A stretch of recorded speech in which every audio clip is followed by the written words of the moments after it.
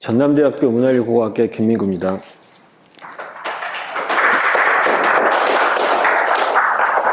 자, 오늘은 고고학과 농경문화 3강 선사시대의 농경이라는 주제로 강의를 하도록 하겠습니다.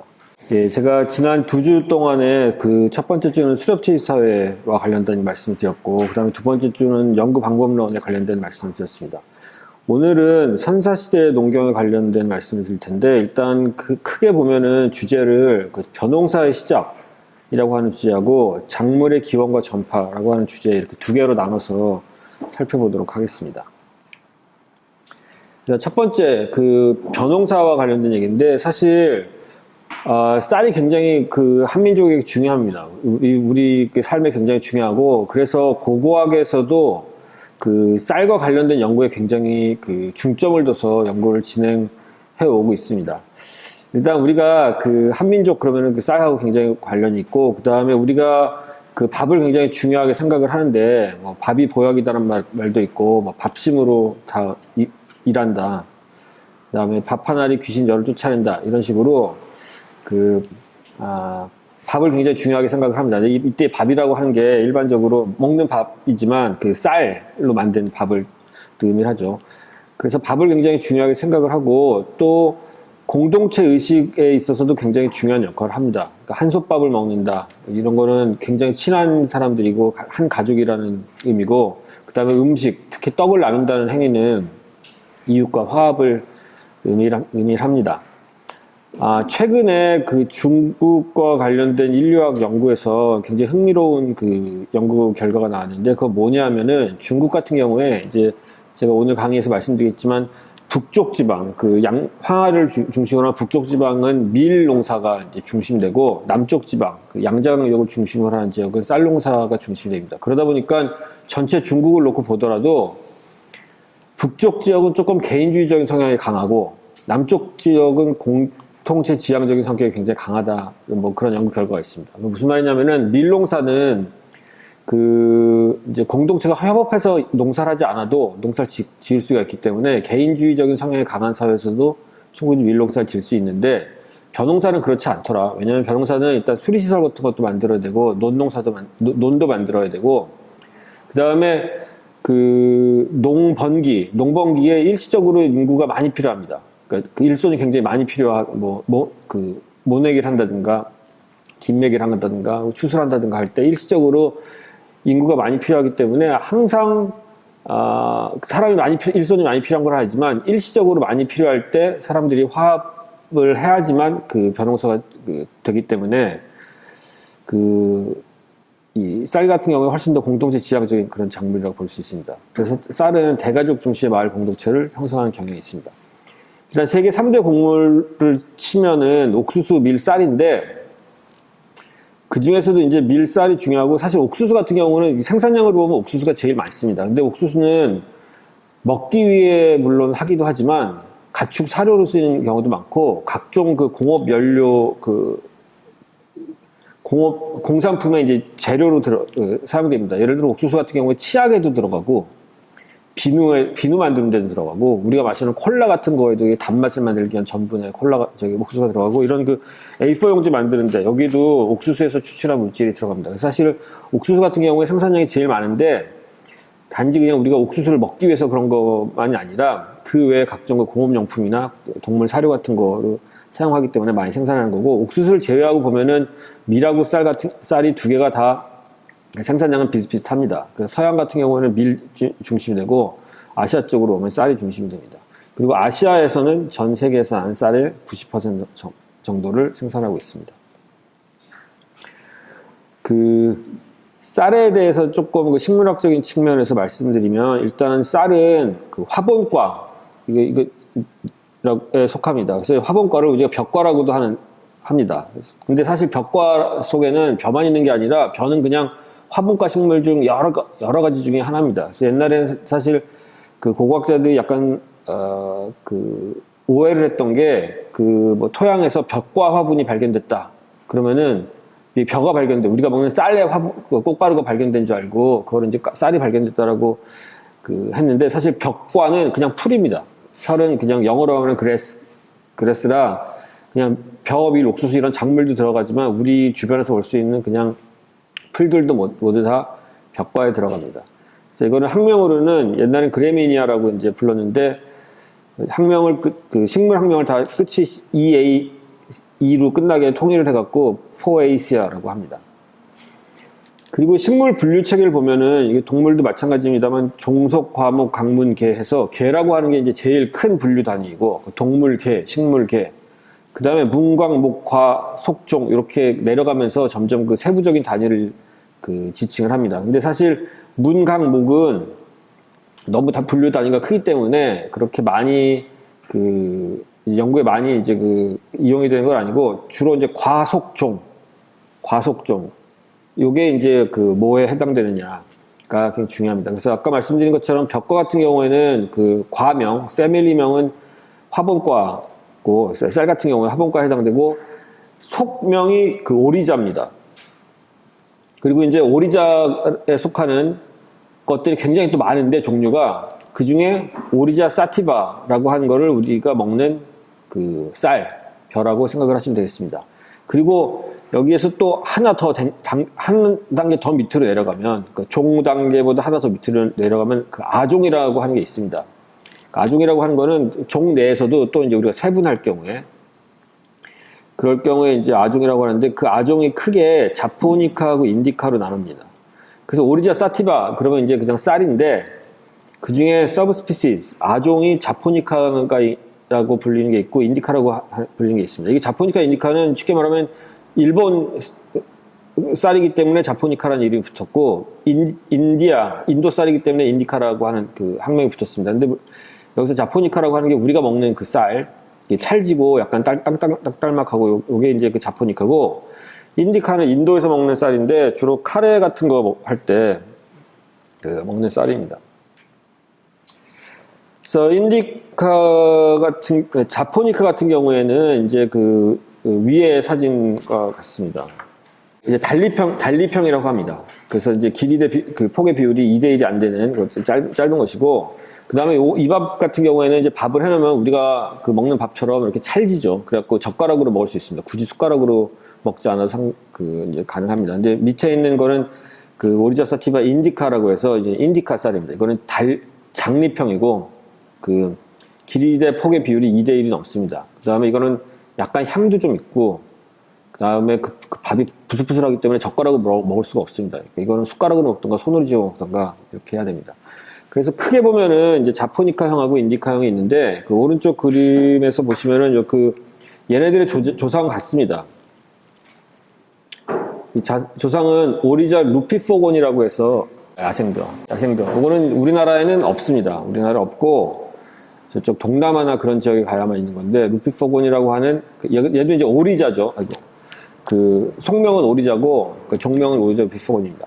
거기에서 이제 자포니카라고 하는 게 나왔고, 그 다음에 여기 하설표를 보시면은 그 자포니카라고 하는 우리가 먹는 그런 쌀이 이제 재배가 되면서 그 출현했고, 그 다음에 인디카라고 하는 것도 이제 그 재배가 되기 시작했는데, 그 중에 우리가 현재 요즘에 보는 그 인디카 쌀 같은 경우에는 자포니카에서 일부 그 DNA가 흘러 들어와서 이제 그 교잡된 걸로 그렇게 이해를 하시면 되겠습니다. 사실 저는 맨 처음에 이제 인디카를 봤을 때 정말 그 쇼크를 먹었습니다. 옛날에 그 대학교 졸업할 때쯤에 봤는데, 그때까지는 평생 내가 쌀을 안다고 생각했는데, 평생 쌀밥 먹었다고 생각했는데, 갑자기 쌀이라고 이제 주는데, 그 굉장히 쌀 같지 않은 그런 거라서 굉장히 쇼크를 먹었습니다. 근데 사실, 전 세계적으로 쌀, 그러면 인디카를 의미를 합니다. 그러니까 미국이나 유럽 같은 데 가서, 가게에 가서 쌀 주세요. 그러면 인디카를 줍니다. 그리고 만약에 우리가 정말 우리가 먹는 쌀 같은 거를 사고 싶으면 스시 라이스 주세요. 그렇게 얘기를 합니다. 스시 라이스. 스시, 일본 사람들이 스시 만들 때 쓰는 그 스시 라이스 주세요. 그렇게 해야지만 이제 우리가 먹는 쌀을 얻을 수가 있고, 그냥 쌀 주세요. 그러면 그냥 의뢰 인디카를 줬습니다. 근데 요즘 또 좀 바뀐 것 같은 게, 요즘은 또 워낙 또 K-팝 문화도 그렇고 하여튼 아시아 문화가 많이 퍼지다 보니까, 그리고 또 요즘에는 쌀 사러 갈 때 그런 이제 아시안 상점에 가서 사고 이러다 보니까 그런 혼동이 적은 것 같은데, 사실 전 세계적으로 보면은 쌀 그러면 오히려 인디카고, 그 자포니카 계열의 쌀을 먹는 나라는 사실 한국하고 일본 이렇게 두 개밖에 없습니다.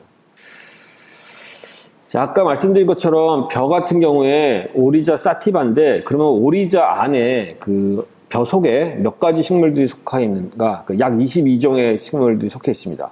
그래서 맨 위에 보시면 이제 오리자 사티바가 그 에이시안 라이스, 그래서 인디카하고 자포니카를 합해서 칭한 거고, 그 밑에 보면은 오리자 글레버리마라고 해서 아프리칸 라이스라고 하는 게 있습니다. 이거는 또 아프리카에서만 먹는 쌀입니다. 근데 사실 이것도 이제 식용되는 쌀이긴 한데, 우리가 먹는 오리자 사티바랑은 완전히 다르고, 사실 오리자 글레버리마는 그 재배 역사가 굉장히 짧습니다. 그리고 아프리카에서 그 소수의 사람들만 먹기 때문에 사실 이거는 그 거의 그 쌀이라고 잘 범주에 안 들죠. 우리 보통 쌀 그러면 아까 말씀드린 것처럼 인디카를 의미를 합니다.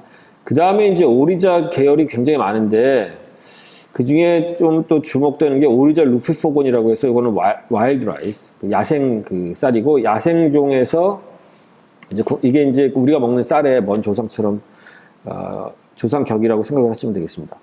오른쪽 이 지도를 보시면은 여기 이제 파란색이랑 뭐 연두색 이렇게 이제 표시된 게 이 지금 각각의 그 벼 종류들 중에 몇 가지를 골라서 이 분포 범위를 표시한 것입니다.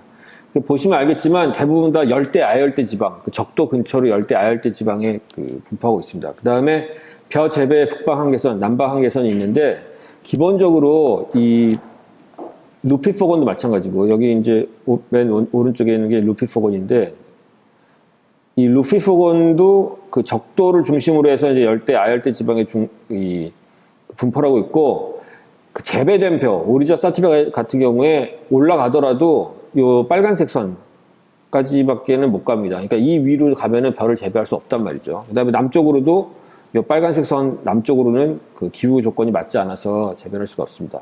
그래서 기본적으로 얘네들이 자생하는 열대 아열대 지역하고, 그 다음에 북쪽하고 남쪽으로 어느 정도의 그 범위에서는 이제 재배가 가능하고, 거기를 넘어서면은 불가능합니다.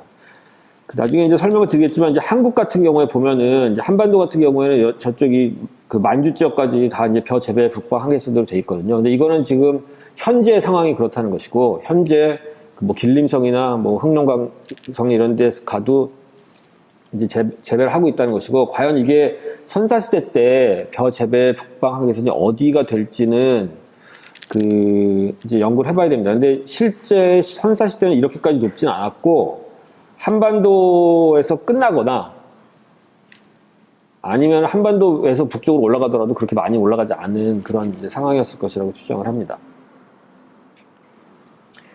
자, 지난 시간에도 말씀드렸지만, 이 야생벼, 지금 제가 말씀드린 그 루피포곤이라고 하는 게 이제 왼쪽에 있는 새 사진이고, 그 다음에 재배벼는 이제 오른쪽. 그래서 재배벼는 사실 우리가 굉장히 익숙하게 알고 있는 벼인데, 야생벼 같은 경우에는 이제 한반도에는 자생하지 않고, 좀 전에 지도에서 봤던 것처럼 이렇게 남쪽 지방에서만 자생을 합니다. 이쪽 연두색으로 표시된 이 부분이 되겠습니다. 그리고 이 벼는 이런 식으로 이제 까끄라이가 굉장히 길게 있고, 표면에 강모 같은 것도 많아서 우리가 먹는 그 재배 벼하고는 형태적으로 다릅니다. 그리고 얘는 벼라는 식물이 우리가 먹는 식물도 벼도 마찬가지입니다만, 기본적으로 두 가지 요건이 충족이 돼야 얘가 자랄 수가 있습니다. 첫 번째는 뜨거운 기후, 그 다음에 많은 양의 물, 이게 이제 필요합니다. 그래서 열대 아열대에서 자라면서 수분이 많은 곳에서 자라는데, 그런 곳에서는 이제 벼를 1년에 2번, 3번까지도 재배를 하죠. 그러니까 제가 태국에서 한번 벼농사 체험을 했던 적이 있는데, 벼 심는 체험을 한 데가 있고, 바로 옆에 논에서 수확하는 체험을 합니다. 그러니까 이게 우리 입장에서는 벼 심는 체험을 했으면은, 자, 몇 개월에 다시 와라. 그때는 우리 수확하는 체험할게. 이렇게 돼야 될 텐데, 거기서는 이제 심는 거 하고, 옆에서 또 이제 수확하는 거 체험하고, 이래서 계속 연중으로 계속 이 벼농사가 가능한 그런 지역입니다. 그리고 이 야생벼 같은 경우는 물이 많은 곳에서 자라서, 옛날에는 이제 아마 배를 타고 강 기슭 같은 데 가서 이제 익은 야생 그 벼가 있으면 그거를 털어서 배 안으로 이렇게 그 익은 것들이 쏟아지게 해서 그런 식으로 수확을 했을 수도 있었을 거라고 생각을 합니다. 그런데 이제 그거는 이제 자생지에서의 얘기고, 우리가 지금 재배하는 벼는 우리가 잘 알다시피 논에서 재배를 논에서 이제 재배를 해야 되고, 물론 뭐 밭벼 같은 것도 재배를 할 수 있습니다만, 이제 밭벼는 더 진화된 양식으로 이해를 하셔야 되고, 논에서 1년에 한 번, 이제 수확을 하죠. 그러니까 우리는 사실 뭐 2모작, 3모작 하는 게, 그러니까 연작하는 게 불가능하고 한 번 해야 됩니다. 그리고 인위적으로 논이라고 하는 굉장히 물이 많은 환경을 만들어서 거기에서 이제 재배를 해야지만 벼 재배가 가능합니다. 아까 그림에서도 있었지만 이 야생벼의 분포 범위를 보면은 이쪽 중국에서도 이 남쪽 지방하고 인도차이나 반도, 그다음에 뉴기니랑 필리핀, 그다음에 호주 북부 정도, 여기에 정도가 이제 이 벼의 야생 재배지고, 물론 이게 선사시대의 기후가 뭐 건조했는가, 아니면 온도가 기온이 높았는가, 이거에 따라 조금 변할 수가 있는데, 기본적으로 이 근처라는 거는 이제 우리가 쉽게 짐작할 수가 있습니다. 자, 근데 사실 우리가 뭐 인터넷이나 유튜브나 이런 것을 접하다 보면은 벼농사와 관련돼서 굉장히 많은 정보들이 있습니다. 그래서 제가 그거에 대해서 좀 말씀을 드릴 텐데, 이거는 뭐냐면은 사실 제가 학생들도 그렇고 일반인들도 그렇고 접할 때 저한테 오히려 그렇게 말씀하시는 분들이 계셔요. 알고 보니까 우리나라가 벼가 원래 우리나라 식물이래, 뭐 한국이 벼의 자생지래, 원래 우리나라가 기원지래, 뭐 이런 말씀들을 많이 합니다. 근데 그런 관련돼서 이제 유튜브에서도 많은 내용이 돌고, 그래서 그게 이제 소로리 유적이라고 하는 유적이 있습니다. 청원. 근데 지금은 이제 청주일 텐데, 거기에서 무엇이 발견됐나, 그 다음에 그게 어떠한 식으로 우리가 이제 해석을 해야 되는가를 말씀드리도록 하겠습니다. 일단 이거는 제가 1998년에 신문에 나타난 건데, 이때가 제가 기억하기로 청원의 소로리라고 하는 유적에서, 구석기 시대 유적에서 벽시가 발견됐다라고 하는 거가 첩보로 이렇게 알려진 거로 제가 기억을 합니다. 그리고 여기 이제 기사에 보시면은, 여기 충북 청원군 옥사면 소로리 벽시는 추정 연대가 10만에서 12만 5천 년 전이다. 그래서 사실 이 벼 같은 경우에 처음에 학계에 보고될 때, 처음 매스컴을 탈 때는 10만 년 전의 벽시로 이제 보고가 됐었습니다. 그 다음에 구석기 시대 유적에서 이제 발견이 됐다. 사실 저는 이때 대학원을 다니고 있었는데, 대학원생들이 그때 이제 다 의뢰 이제 생각했던 게, 이게 구석기 시대 유적은 맞을 것이다. 근데 구석기 시대 유적은, 왜냐면 지층 자체에서는 구석기가 나오고 그러니까. 근데 아마 지하수 활동이나 그런 것 때문에 현대 벽시가 이제 흘러 들어간 거가 아니겠느냐, 뭐 이렇게 생각을 했습니다. 사실 그래서 다들 그냥 잠깐 동안 해프닝으로 끝날 거라고 생각을 했는데, 이게 의외로 매스컴도 많이 타고 그러면서 이제 인구에 많이 회자가 되게 됐습니다. 그래서 지금 보고서에 이제 실린 벼 사진을 보면은, 사실 이거는 벼가 맞습니다. 그러니까 우리가 먹는 쌀이 맞습니다. 일단 이제 벼껍질이 이제 있고, 그 다음에 우리가 먹는 벼를 보면은 겉에 이렇게 모자이크 형식으로 돌기들이 있습니다. 우리가 유두돌기라고 하는데, 유두돌기들이 있는 것도 이제 선명하게 나타나고, 그 다음에 모든 씨앗들이 마찬가지지만, 밥알도 마찬가지죠. 우리가 벼껍질을 먹진 않잖아요. 벼껍질을 먹지 않고 밥알 부분을 먹는데, 그 알 부분은 전분이기 때문에 물에 잘 녹습니다. 그리고 이건 미생물도 잘 먹습니다. 그러니까 쉽게 소실이 됩니다. 특히 물속에 오래 잠겨 있으면은 벼껍질만 남고 밥알 부분은 이제 녹아서 없어지거든요. 근데 그런 특징도 이제 잘 남아 있습니다. 실제로 이제 벼껍질만 남아 있고 안에 있는 알갱이들은 다 사라져 있습니다.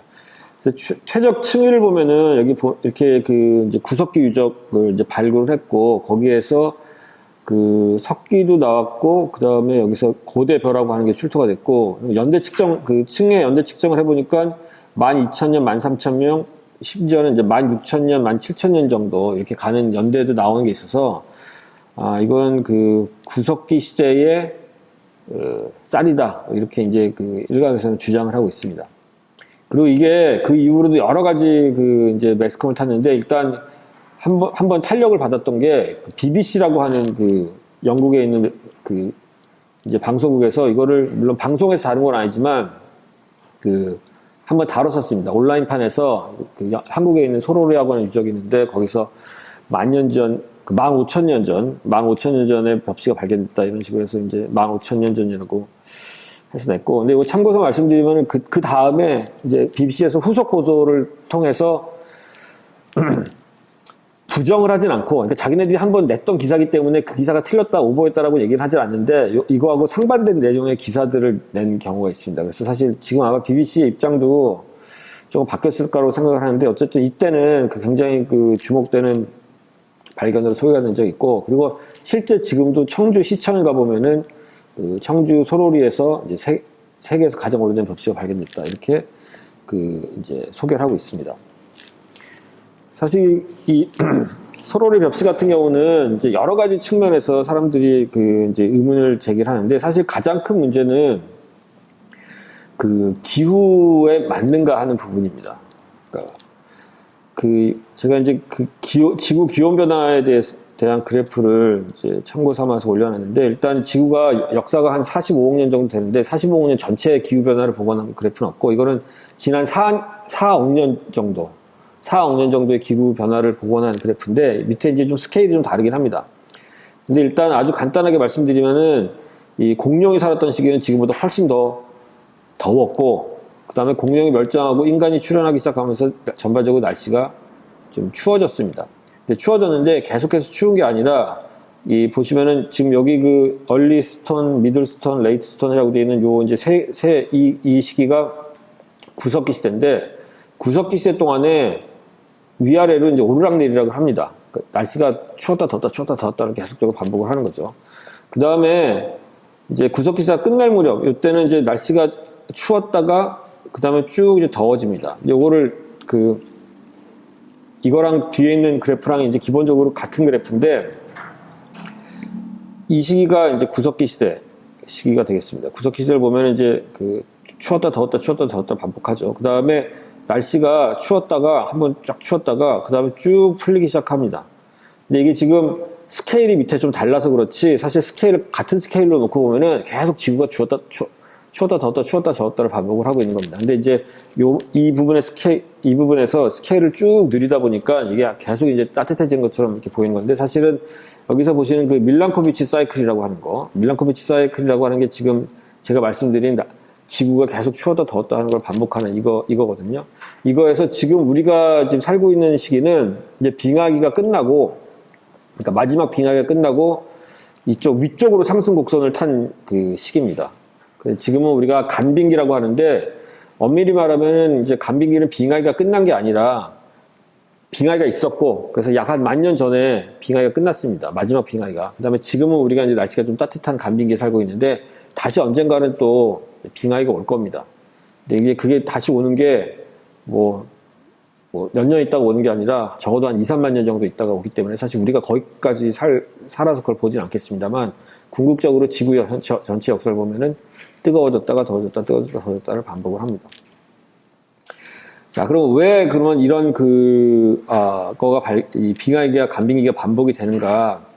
이거에 대한 설명 방법 중에 이제 제일 일반적인 게 밀란코비치라고 하는 사람이 이제 그 주장을 한 건데 그래서 밀란코비치 주기라고 말합니다. 밀란코비치 주기란 건 뭐냐면은 일단 지구가 온도가 내려가고 올라가고 이거는 기본적으로 태양과의 관계에서 있습니다. 태양에서부터 에너지가 오는 거기 때문에 태양하고의 관계가 어떻게 되는지에 따라서 지구 온도가 내려갔다 올라갔다 그러는데 일단 우리가 생각을 하기에는 지구가 태양 주위를 도는데 이제 태양 주위를 항상 일정한 거리로 도는 게 아닙니다. 맨 왼쪽 그림이 그걸 나타내고 있는 건데 어떨 때는 좀 태양 주위를 가깝게 돌고 어떨 때는 조금 멀게 돕니다. 그렇다고 해서 아주 큰 건 그게 차이가 큰 건 아닌 건 아니지만 그 지구가 나름대로 공전 주기를 지키면서도 그 사이에서 조금 더 가깝고 멀 수가 있다는 거죠. 그래서 우리가 그 태양계에 있는 별들을 보면은 수성, 금성이 태양에 제일 가까운데 여기는 태양하고 너무 가깝기 때문에 사람이 살 수가 없습니다. 더울 때는 온도가, 표면 온도가 500도까지 올라간다고 그러니까, 이거는 뭐 사람이 살 수가 없죠. 그 다음에 거기는 별에 이제 철분 성분이 너무 많아서, 쉽게 생각하면은 그 난로가 옆에 둔 쇠구슬, 이런 느낌이라고 생각하시면 됩니다. 거기 사람이 살기가 힘들죠. 그 다음에 수금, 그러니까 지구하고 화성이 이제 그나마 조금 어느 정도 적당한 거리에 있기 때문에 이제 살기가 좋고, 목토 천해명 이렇게 더 멀리 나가면은 태양부터 너무나 멀기 때문에 이제 살 수가 없습니다. 그래서 결국 이제 지구 아니면 화성인데, 지구 같은 경우도 조금 그 태양에 가깝게 돌게 될 때는 온도가 높고, 멀게 돌 때는 온도가 낮고 그렇습니다. 그 다음에 거기에 이제 더해서 어떤 현상들이 있냐면은, 지구가 여기 가운데 그림에서 보시는 것처럼 똑바로 자전하는 게 아니라 약간 비스듬하게 자전을 하고 있습니다. 그래서 만약에 이 지구가 똑같이 만약에 똑바로 이제 돌면은, 낮과 밤은 있겠지만 계절은 없을 겁니다. 봄, 여름, 가을 겨울 같은 계절은 없고, 그냥 계속 낮과 밤은 있고 계절은 똑같을 텐데, 이게 뭐 24.5도에서 22.5도 내지로 이렇게 비스듬하게 돌기 때문에, 예, 봄, 여름, 가을, 겨울 같은 사계절이 있습니다. 근데 여러분들이 이제 지도를 놓고 이렇게 보시면은, 지구의 땅이 북반구에도 많습니까? 남반구에도 많습니까? 북반구에 훨씬 더 땅이 많습니다. 그러니까 남반구는 아프리카나 오스트레일리아, 그 다음에 남미 정도는 있지만, 사실 남반구는 바다가 더 많고, 이제 우리가 이제 땅은 이제 북반구에도 많습니다. 그게 의미하는 바는 뭐냐면은, 북쪽이 더 금방 식고, 금방 뜨거워집니다. 우리가 이제 바다는 더 천천히 계절 변화에 더 그러니까 온도 변화에 더 이제 둔감하잖아요. 더 빨리 식고, 더 빨리 뜨거워지고, 그러는 거는 이제 땅입니다. 그러다 보니까 전체 지구를 놓고 봤을 때, 태양하고 가까워지고 멀어지고에 따라서 더 빨리 뜨거워지고, 또 빨리 식고 하는 거는 이제 북반구입니다. 그래서 북반구에서 이제 기온이 내려가기 시작한다. 그러면 어떤 현상이 벌어지냐면은, 땅이 굉장히 빨리 식고, 땅이 빨리 식기 때문에 저쪽 북극에 얼음들이 이제 생기기 시작을 합니다. 빙하. 근데 빙하가 보면은 이게 하얀색이거든요. 하얀색이니까 태양에서 오는 에너지를 반사해갖고 다시 이제 쏴 보내버립니다. 그러니까 그걸 다 흡수하는 게 아니라 태양빛을 다 반사해갖고, 그래서 지구로 들어오는 에너지가 더 적게 됩니다. 그러다 보니까 더 추워지는 거죠. 그래서 기본적으로 추워서 얼음이 얼었는데, 그렇게 생긴 얼음이 태양의 에너지를 반사해버리다 보니까 점점 더 추워지고, 그래서 그쪽으로 이제 이 탄력을 받기 시작하면은 지구가 계속해서 추워지기 때문에 이제 끝을 모르는 빙하기에 이제 빠지게 되는 건데, 이게 한번 녹기 시작을 하면은 반대 현상이 이제 펼쳐집니다. 사실 우리가 이제 지금 그거를 겪고 있는 건데, 요즘에 매스컴에서도 계속 떠드는 게, 얘기하는 게, 북극의 빙하가 녹는 거 이제 얘기를 하잖아요. 남극 빙하 녹는 거 별로 얘기 안 합니다. 북극 빙하 녹는 거에 대해서 많이 얘기하는데, 북극 빙하 녹는 거에 대해서 얘기를 하는 게, 지금 말한 것처럼 북극 빙하가 녹으면 일단 녹는다는 것 자체가 온도가 올라가고 있다는 얘기인데, 그렇게 해서 빙하가 녹으면 그만큼 더 에너지를 반사할 얼음이 없어지게 되고, 에너지를 반사할 얼음이 적게 되면은 열들을 계속해서 이제 더 받을 거기 때문에 더 온도가 이제 가속화되는 거죠. 그래서 지금은 어떻게 보면 우리가 이제 온도가 올라가는 시기에 살고 있는데, 저는 크게 걱정을 안 하는 게, 뭐 제가 죽은 뒤 한참 후겠지만 빙하기 다시 올 겁니다. 그러니까 지구 온난화가 그렇게 큰 문제는 아니다. 다만 그때까지 인간이 멸종하지 않고 살아있을지 그건 모르겠습니다. 그건 모르겠는데, 지구 전체 역사를 보면은 우리 인간이 멸종하더라도 다시 또 자기의 주기대로 이제 잘 살아갈 것이다. 그렇게 생각을 합니다. 자, 그래서 빙하기 경우에는 이제 그림에 보는 것처럼 이렇게 좀 추웠던 시기가 계속 반복이 됐고, 홀로세, 여기가 이제 한 10,000년, 여기는 이제 12,000년 전으로 잡았습니다만, 12,000년 정도 되면 홀로세가 되면서 날씨가 따뜻해졌습니다. 그래서 우리가 이제 박물관 같은 데 가서 이제 생활을 복원해 놓은 걸 보면은, 구석기 시대 생활은 기본적으로 좀 이렇게 사람들이 가죽옷도 입고 있고, 그 다음에 대형 포유류, 맘모스 같은 거, 이런 거 사냥하고 있고, 그 다음에 눈도 많이 있고, 이런 추운 모습으로 많이 묘사를 해놓죠. 반면에 신석기 시대는 날씨가 따뜻해지고, 그렇기 때문에 사람들이 이제 해안가에서 생활하고, 좀 옷도 좀 가볍게 입고, 식물 재배도 하고, 뭐 이런 식으로 오른쪽처럼 묘사해 놓는 경우가 많습니다. 자, 이거는 제가 부연 설명으로, 그러면 이제 기후가 따뜻해져서 우리가 그 홀로세라고 하는 그 만년 전부터 홀로세, 빙하기가 끝나고 홀로세가 됐는데 그 사이에는 그러면 기후변화가 없었나?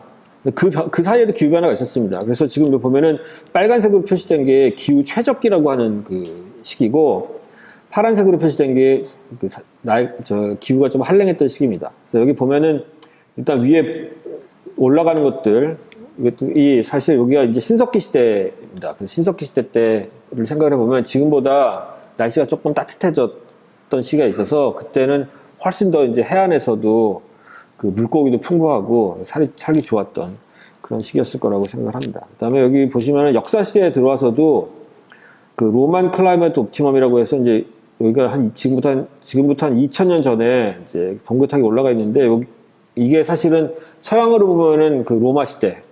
그래서 로마가 이렇게 번성하고 그럴 수 있었던 거에 사실은 그때 날씨도 좋았던 것도 있습니다. 물론 뭐 날씨가 좋았기 때문에 그게 유일한 요인은 아니겠습니다만 유럽에서는 로마가 번성하고 이 동양에서는 한나라가 번성할 때 그때가 이제 날씨가 좋았고 그 다음에 그게 끝날 때쯤에 여기 그 날씨가 좀 추워지는 시기가 있거든요. 근데 이때는 또 공교롭게 로마도 그렇고 한나라도 그렇고 북쪽 유목민들하고 이제 좀 티격태격합니다. 유목민이 아니라 그 북방에 있는 사람들. 그래서 이제 로마 같은 경우는 이제 게르만족이 남하를 하는 그런 게 있고 또 한나라 끝날 때쯤에는 이제 흉노하고도 이제 문제가 생기고 그 다음에 또 더 이 시기가 가면은 고구려가 남하한다든가 남천한다든가 그런 시기가 다 사실은 날씨가 추운 시기에 해당됩니다. 그 다음에 중세 시기는 전반적으로 따뜻해서 따뜻해던 시기고 여기 리틀 아이스 에이지라고 되는 게 사실 마지막 이게 아이스 에이지이기 때문에 빙하기긴 하지만 우리가 말하는 그런 아주 고전적인 의미의 빙하기는 아니고 사실 이게 조선시대 후기 정도 됩니다. 그러니까 조선시대 후기에 날씨가 상대적으로 추워서 그때 이제 기근도 많이 들고 사회적으로 혼란했던 시기가 있었는데 그게 이제 리틀 아이스 에이지에 그래서 이때는 이제 사실 유럽도 굉장히 추웠던 시기입니다. 자, 그래서 지금 이게 방금 저는 이 홀로세에 있고 우리가 소로리 벽시 같은 걸 생각을 해보면 이게 구석기 시대고 한 연대가 한 15,000년 전, 아니면 18,000년 정도까지 되는데 사실 그때는 마지막 빙하기 때가 제일 추웠던 시기거든요. 제일 추웠던 시기이기 때문에 사실 그때는 환경이 지금 우리가 생각하는 거랑은 완전히 달랐습니다. 당시 해안선을 보면은 이렇습니다. 지금 이제 중국, 한국, 일본이 있는데 이 빙하기 때는 날씨가 춥기 때문에 그 지구상에 있는 물의 상당량이 북극이랑 남극에 얼음으로 잡혀있게 됩니다. 근데 사실 지구를 생각을 해보면 지구 밖에서 들어오는 H2O가 없잖아요. 그러니까 물이라고 하는 거는 지구 안에서만 도는 거기 때문에 지구 안에 있는 물의 양은 한정되어 있습니다. 근데 어차피 한정되어 있는 물의 양 중에 상당 부분이 얼음으로 되게 되면은 그만큼 딴 데는 물이 줄어야 된다는 얘기죠. 그 물이 주는 게 이제 바닷물이 줄어드는 겁니다. 그러다 보니까 바닷물이 줄어들고 바닷물이 줄어든다는 거는 해수면이 그만큼 더 지금보다 낮아진다는 얘기입니다. 그래서 해수면이 낮아지는데 그냥 이만저만 낮아지는 게 아니라 이런 식으로 지금 중국하고 한국은 이제 붙어 있고 지금 우리가 이제 황해라고 서해는 없습니다. 서해는 없고 여기가 다 붙어 있기 때문에 지금 한국에서부터 대만까지 그냥 쭉 걸어서 갈 수 있는 그런 정도로 이제 돼 있고 사실 한국이랑 일본이 붙어 있었냐 안 붙어 있었냐 여기 좀 논란이 있긴 합니다만 한국하고 일본하고 사이에 만약에 바다가 아직 살아 있다고 하더라도 굉장히 이 좁은 정도의 그런 바다가 있었을 것이다. 그래서 대충 이런 식으로 지도를 새로 그릴 수가 있습니다. 근데 딱 지도를 놓고 생각을 해보면은 우리가 이제 만약에 우리가 구석기 시대에 태어났던 사람이면은 어디 가서 살 것인가 지도가 이렇게 됐을 때 어디가 제일 살기 좋을까 생각을 해보면 여기가 제일 살기가 좋습니다. 사실 이 황해 여기가 왜냐면은 여기가 이제 나름 평지고 여기 큰 강도 형성이 돼 있었을 것이고 지금 우리가 살고 있는 한국이 한반도는 당시 기준으로는 굉장히 산골짜기였을 거예요. 고도도 높고 그 다음에 큰 강은 여기 이제 지금 황해 부분에 있지 한국에 있는 지금 우리가 있는 큰 강이라고 하는 거는 사실은 그때는 산골짜기를 흐르는 뭐 계곡에 흐르는 물 같은 그런 거였을 겁니다. 그리고 우리가 추운 날 바람 세게 불고 이럴 때 산에 올라가 보면은 더 춥잖아요. 그러니까 사실 구석기 시대 때 사람들이 더 이제 살기 좋게 생각을 했던 거는 이 황해였을 것이고, 그 다음에 여기 이제 아마 대규모의 구석기 시대 인구가 살았을 것인데, 지금 여기가 이제 바다 밑에 들어가 있기 때문에 사실 우리가 발굴을 하거나 그럴 수는 없는 상황입니다. 그리고 우리가 지금 생각하는 이제 한국이라고 하는 데는 사실 여기 구석기 시대 사람들이 물론 살긴 했지만 아주 인구가 밀집되거나 그런 지역은 아니라는 거죠. 그래서 이렇게 생각을 해놓고 보면은 과연 지금 일단 그러니까 야생종도 없고, 그러니까 인간은 신이 아니기 때문에 재배종을 만들어낼 수는 없거든요. 일단 야생종이 있어야 그 야생종을 갖고 재배를 해서 재배종을 만들 수가 있습니다. 근데 한반도라고 하는 땅이 야생 벼가 있는 지역도 아니고, 그다음에 야생 벼가 살 수 있었던 상황도 아니었고, 그다음에 그렇기 때문에 과연 이게 기후 조건도 안 맞고, 그렇기 때문에 과연 이게 맞겠냐 하는 그런 문제가 있습니다. 사실 근데 저는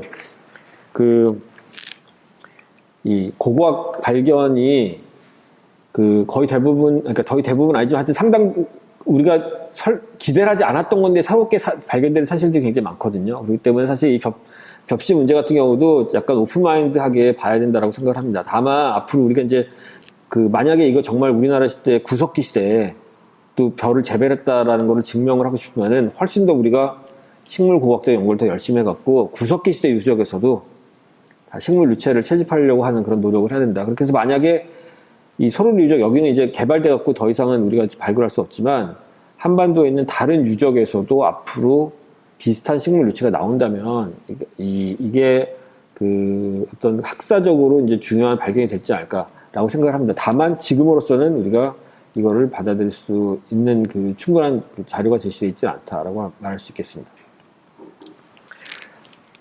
자, 그래서 그러면은 벼농사가 어디에서 이렇게 왔는가? 일단 벼농사는 지금 세계적인 학계 정설은 요 양자강 유역, 여기 양자강 유역에서 재배를 시작해서 그게 이제 넘어왔다.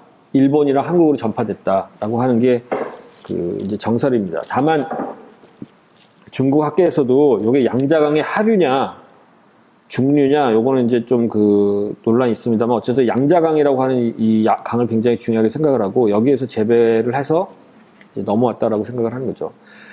지금 여기 화살표로 표시한 거는 한반도에 어떤 경로로 이제 벼가 전파되었을까, 이것에 대해서 학자들이 생각을 하는 걸 정리한 건데, 일단 학사적으로 이제 폐기된 것부터 말씀드리면은 중국 남쪽에서 대만을 거쳐서 오키나와를 거쳐서 이제 일본으로 들어갔다.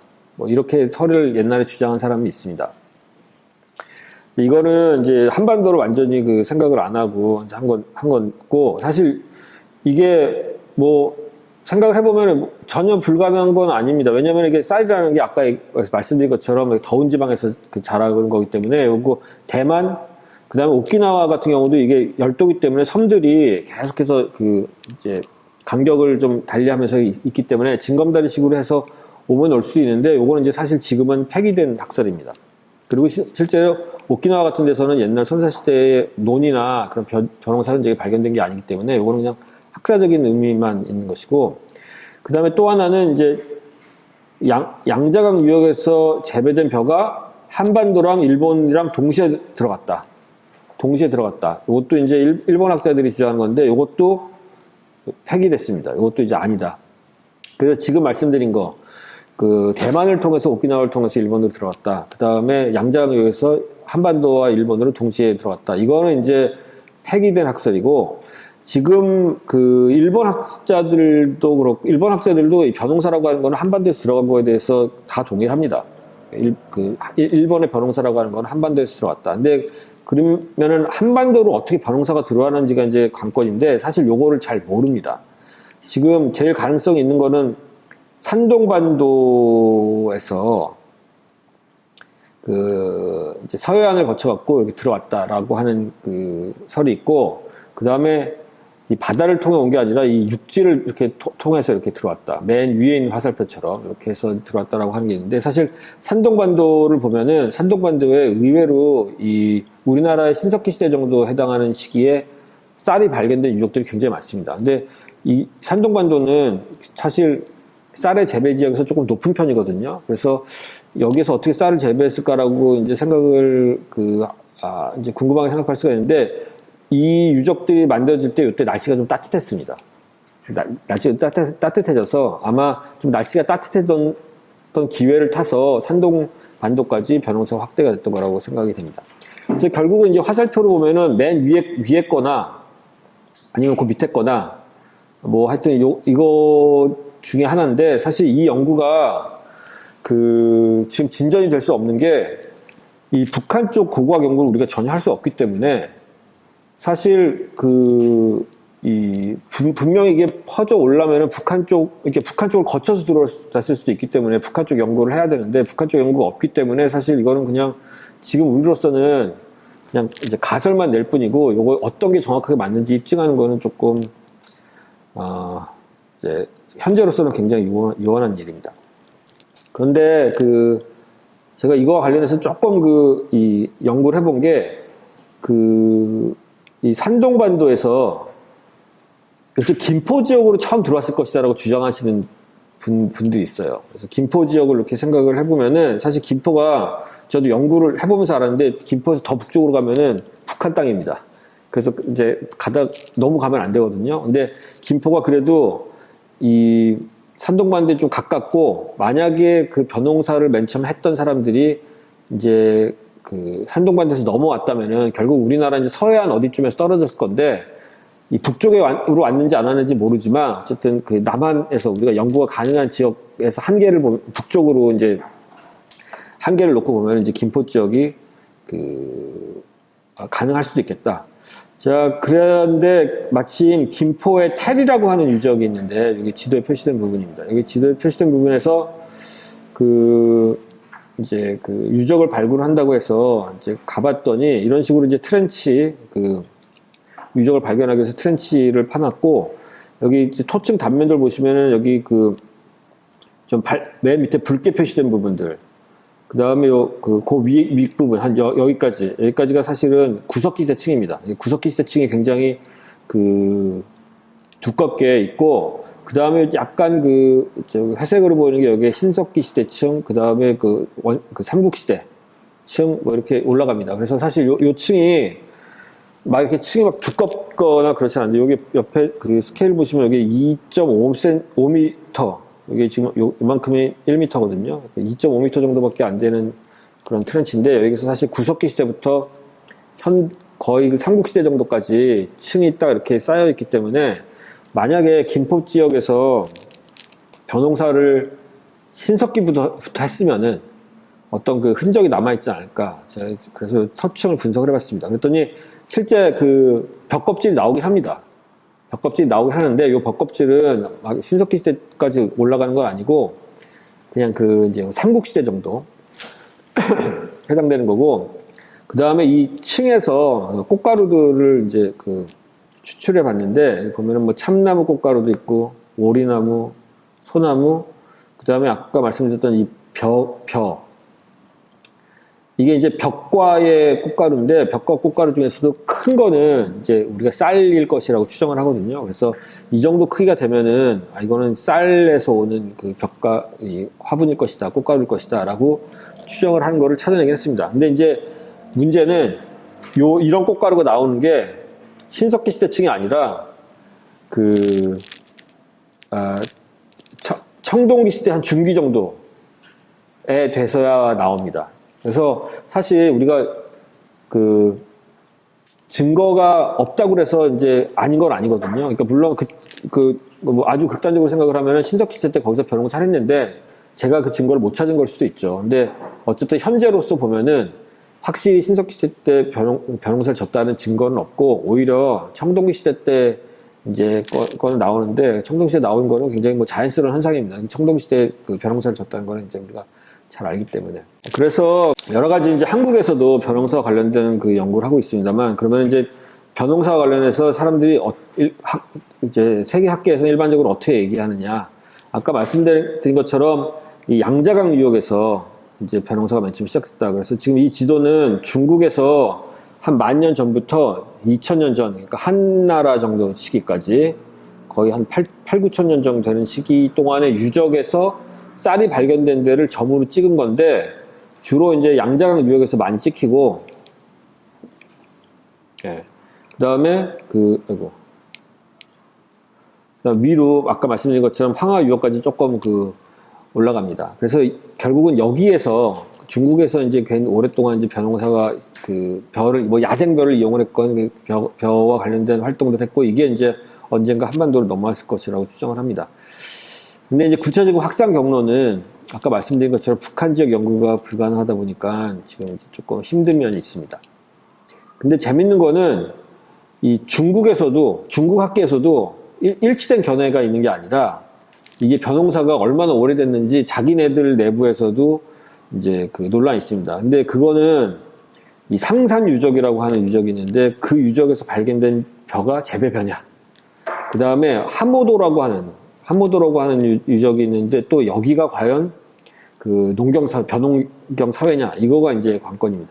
상산 유적이라고 하는 거는 지금 상해에 있는, 저장성에 있는데 한 10,000년 전 유적입니다. 그러니까 이거는 빙하기가 끝나고 이제 홀로세가 시작한 거의 시작점에 있는 유적이죠. 근데 여기에서 이 유적에 있는 토기편들을 보니까 토기편에 벼 껍질의 아픈들이 다 이제 박혀 있습니다. 그러니까 이거는 벼를 이제 재배한 유적이라고 사람들이 생각을 했던 거죠. 그리고 이 유적의 연대를 보니까 하모도라고 하는 중국에서 확실하게 벼가 재배됐다라고 하는 증거를 제시하는 유적보다 3,000년 정도가 이르기 때문에, 기존에 생각했던 것보다 기존에는 7,000년 전 정도 생각을 했는데, 그거보다 3,000년 정도 이르게 이제 벼를 재배했다라고 주장을 했습니다. 근데 이거에 대한 반론은, 이거는 재배벼가 아니라 야생벼다. 야생벼를 채집한 거다. 그리고 하모도 유적이라고 하는 유적에도 물론 벼도 나오지만 도토리 열매도 훨씬 많이 나온다, 벼보다. 그러니까 벼만 보고 우리가 벼를 재배했다고 생각을 하지만, 사실은 얘네들은 야생벼를 이용을 하는 단계에 있었고, 그 다음에 훨씬 더 야생식물을 많이 채집하는 그런 단계였다고 주장하는 사람들도 있습니다. 그러니까 이 입장에서 보면은 이제 벼를 언제 재배했는지가, 중국에서 언제 재배하기 시작했는지도 이제 관건이 되는데, 사실 아주 보수적인 입장을 택하더라도 기원전 4,000년경에는 이제 재배벼를 벼를 재배했다고 생각을 하거든요. 중국에서 아무리 늦게 잡는 사람도 4,000년 전에 재배했다고 생각합니다. 근데 이 4,000년 전이라고 하는 시기는 우리 기준으로 보면은 신석기 시대가 끝날 때쯤 무렵입니다.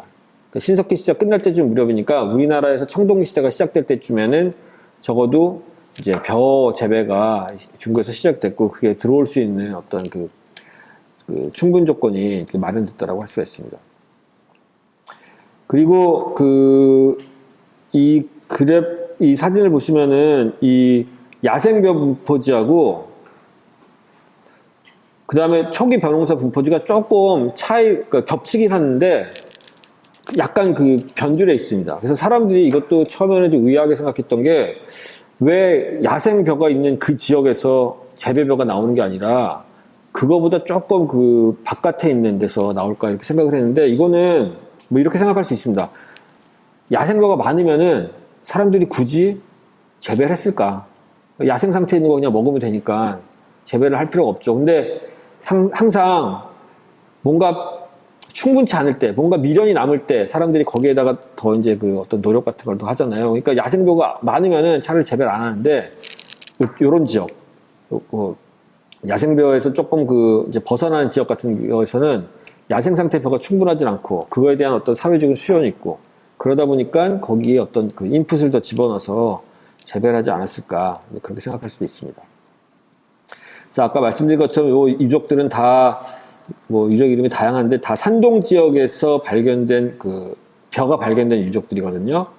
연대를 보시면은 한 6,000년 전, 기원전 6,000년부터 쭉 등장해서 기원전 2000년 전에 이제 유적들이 많습니다. 이때가 이제 우리 입장에서는 청동기 시대가 시작하기 직전 단계에 해당하기 때문에 이때 이제 산독 지역에서 뭔가 벼농사가 무르익은 문화가 있었고, 이때 문화가 어떤 그 이제 과정을 통해서 한반도로 넘어온 것이 아닌가 이렇게 볼 수가 있습니다. 벼와 관련돼서 집중적으로 말씀드렸는데, 사실 이런 식으로 모든 그 우리가 먹는 작물들에는 그 기원지가 있습니다. 그러니까 아까도 말씀드렸듯이 인간이 신이 아니기 때문에 결국은 야생종이 있는 곳에서 그걸 가져다가 재배를 해서 재배종 만들 수밖에 없는데, 그러면은 우리가 먹는 그 작물의 기원지는 어디겠느냐, 이거를 이제 추적을 한 대표적인 학자가 바빌로프라고 하는 그 옛날 소련 학자입니다.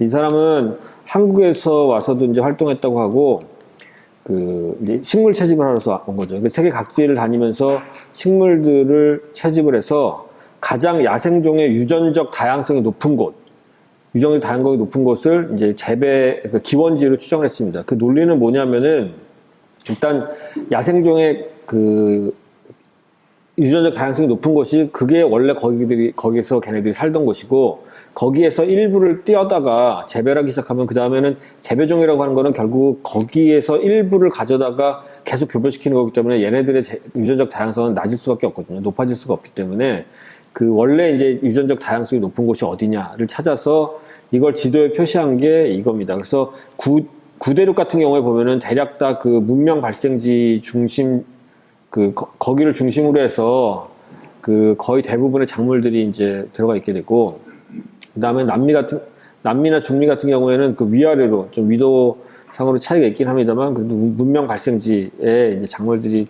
분포하게 됩니다. 그래서 이 지역들이 그 우리가 요즘에 이제 이용하는 작물들의 핵심적인 기원지라고 그 보시면 되겠습니다.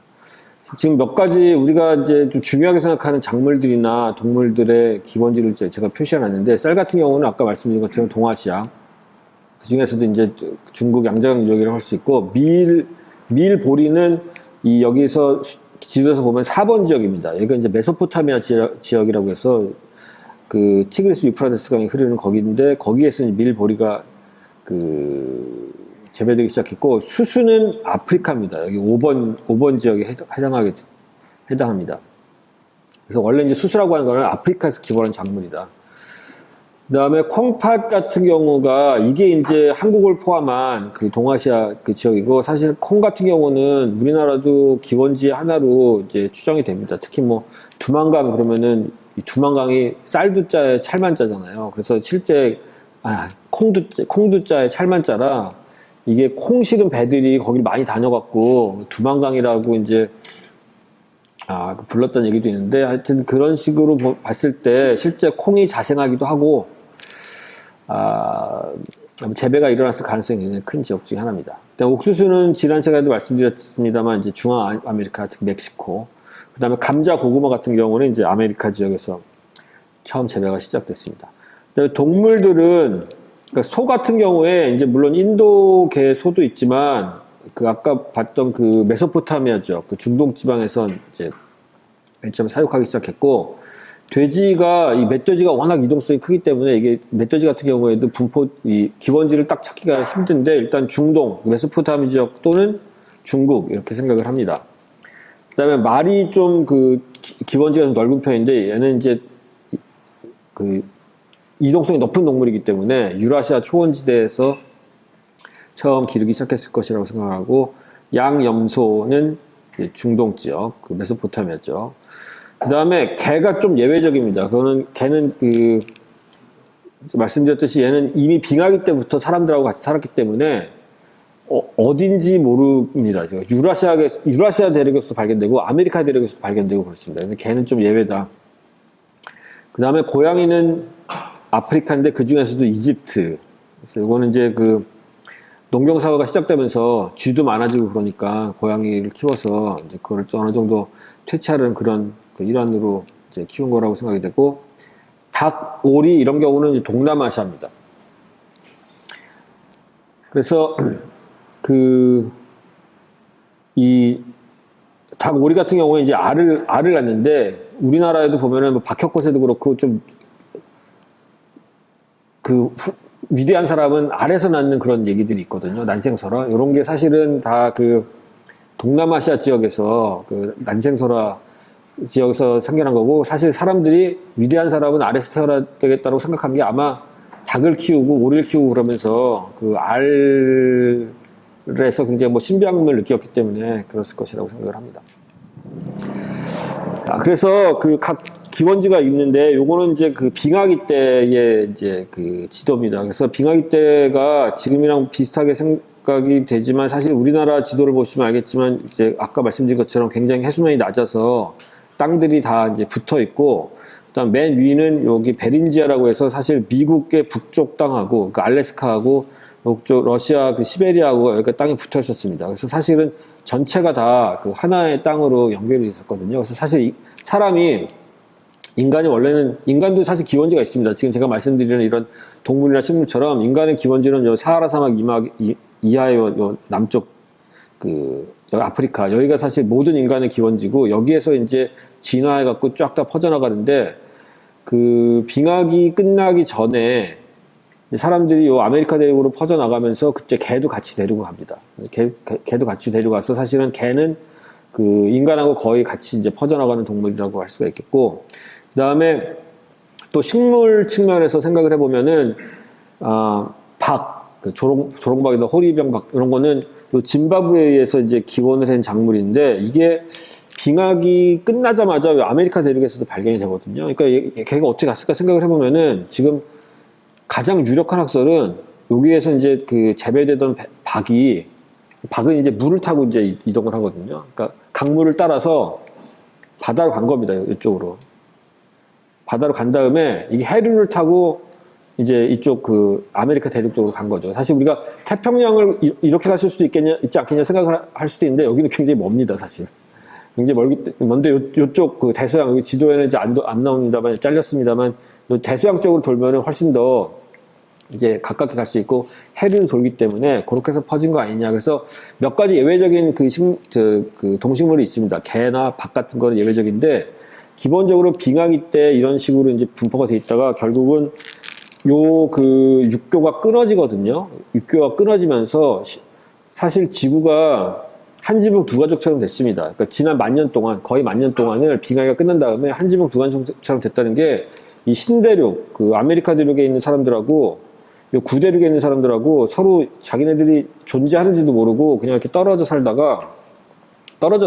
떨어져 살면서 사실상 이 사람들이 키운 동물이나 식물은 겹치지 않고, 뭐 개 이런 거 빼고는 겹치지 않고 완전히 다른 종류의 동식물들을 키웁니다. 그러다가 이게 이제 합쳐지는 걸 우리가 콜럼버스의 교환이라고 이제 그 부르는데, 요거는 실제 그 크리스토퍼 콜럼버스가 교환했다는 얘기가 아니라, 크리스토퍼 콜럼버스가 아메리카 대륙으로 가면서, 그게 1492년인데 그게 기점이 돼서 비로소 구대륙하고 신대륙에 있는 동식물들이 다 섞이게 돼서, 이제는 이제 뭐 기원지가 막 전혀 엉뚱한 데에 있는 것도 우리가 막 먹게 되고 이런 거죠. 그래서 지금 보면은 화살표 방향으로 이쪽 그 신대륙에서 이제 구대륙으로 넘어가는 게 있고, 구대륙에서 신대륙 쪽으로 넘어가는 게 있습니다. 그래서 사실 우리가 먹는 뭐 옥수수, 감자, 파인애플, 뭐 토마토, 담배, 바닐라 뭐 이런 거 다 사실은 이제 신대륙에서 온 겁니다. 그리고 구대륙에서 넘어간 것도 많은데, 구대륙에서 넘어간 것 중에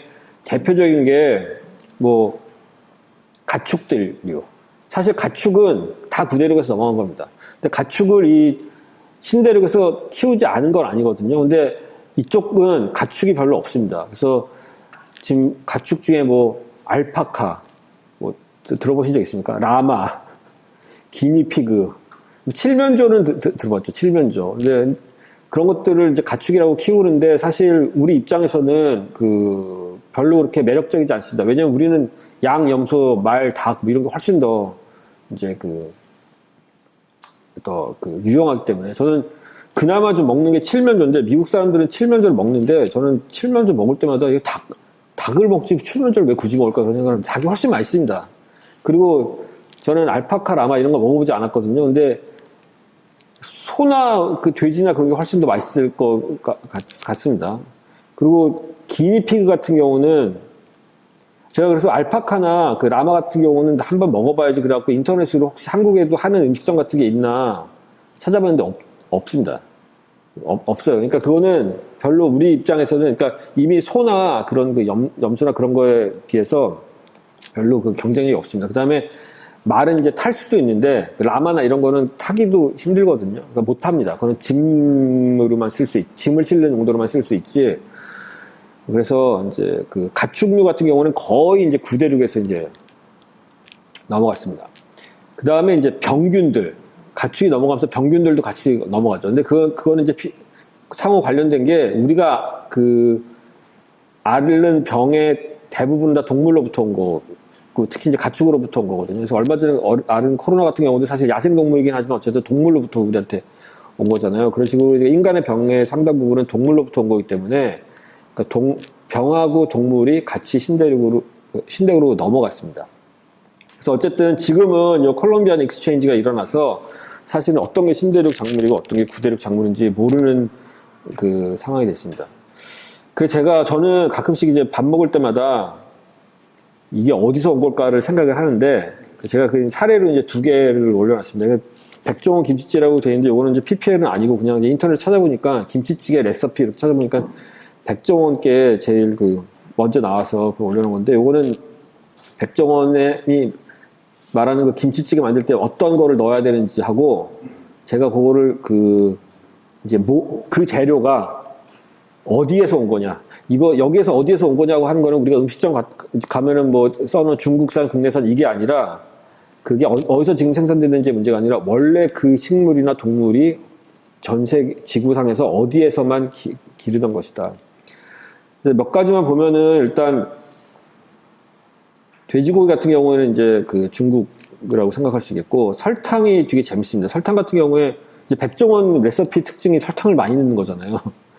그런데 이 설탕은 되게 재밌는 게, 이건 원래 사탕수수에서 나오는 겁니다. 요즘에 그 공장에서 만드는 설탕 어떻게 만드는지 제가 모르겠습니다만, 원래 설탕이라고 하는 거는 사탕수수라고 하는, 사탕수수 나무를 풀을 베서 그거를 잘라서 끓여서 즙을 내서 그거를 졸여서 만드는 게 이제 사탕수수를 만든 설탕이고, 그거 사탕수수가 자라는 지역은 유기입니다. 전 세계에서 유기니베에서밖에 자라지 않습니다. 근데 유럽 사람들이 이거를 보니까 이게 단맛을 굉장히 낼 수 있으니까 이제 그거에 주목을 했는데, 유기니에서 생산을 해서 유럽에다 갖다가 팔 수는 없으니까 이거를 지금 카리브해 연안이라고 해서, 그 위도로 보면 비슷한데 자기네들을 그 대서양 쪽에 좀 가깝게, 거기에서 이제 카리브 연안에서 재배를 하기 시작합니다. 근데 이때 재배도 자기네들이 직접 가서 할 수가 없으니까 아프리카에서 노예를 데려다가 그 카리브해 연안에서 이제 사탕수수 재배, 플란테이션이라고 하는 데서 이제 재배를 해갖고 거기서 설탕을 만들어서 그거를 유럽에다 갖다가 이제 팔게 되죠. 그래서 사실 우리가 노예 그러면은 그 아메리카의 그 모카밭에서 노예를 생각하기 쉬운데, 사실 그 노예들은 숫자도 얼마 안 되고, 그러니까 우리가 그걸로 기억하는 거는 그 노예들이 끝까지 남아있고, 그게 많이 이제 그 역사에 많이 회자가 돼서 그렇지, 사실 그 유럽에서 그 잡아간 노예들의 상당 부분은 카리브해 쪽에 가갖고 사탕수수를 재배하기 위해서. 그래서 어쨌든 근데 원래 그 사탕수수라고 하는 거의 기원지를 찾아가보면 유기입니다. 그 다음에 간장, 이거는 이제 콩으로 만들어지니까, 그건 아까 말씀드린 동아시아 지역이 되고, 대파는 아시아, 청양고추, 고추는 다 그 멕시코 지역이기 때문에, 사실 고추가 한국 음식에 많이 들어가긴 하지만, 사실 이거는 멕시코 산지입니다. 그 다음에,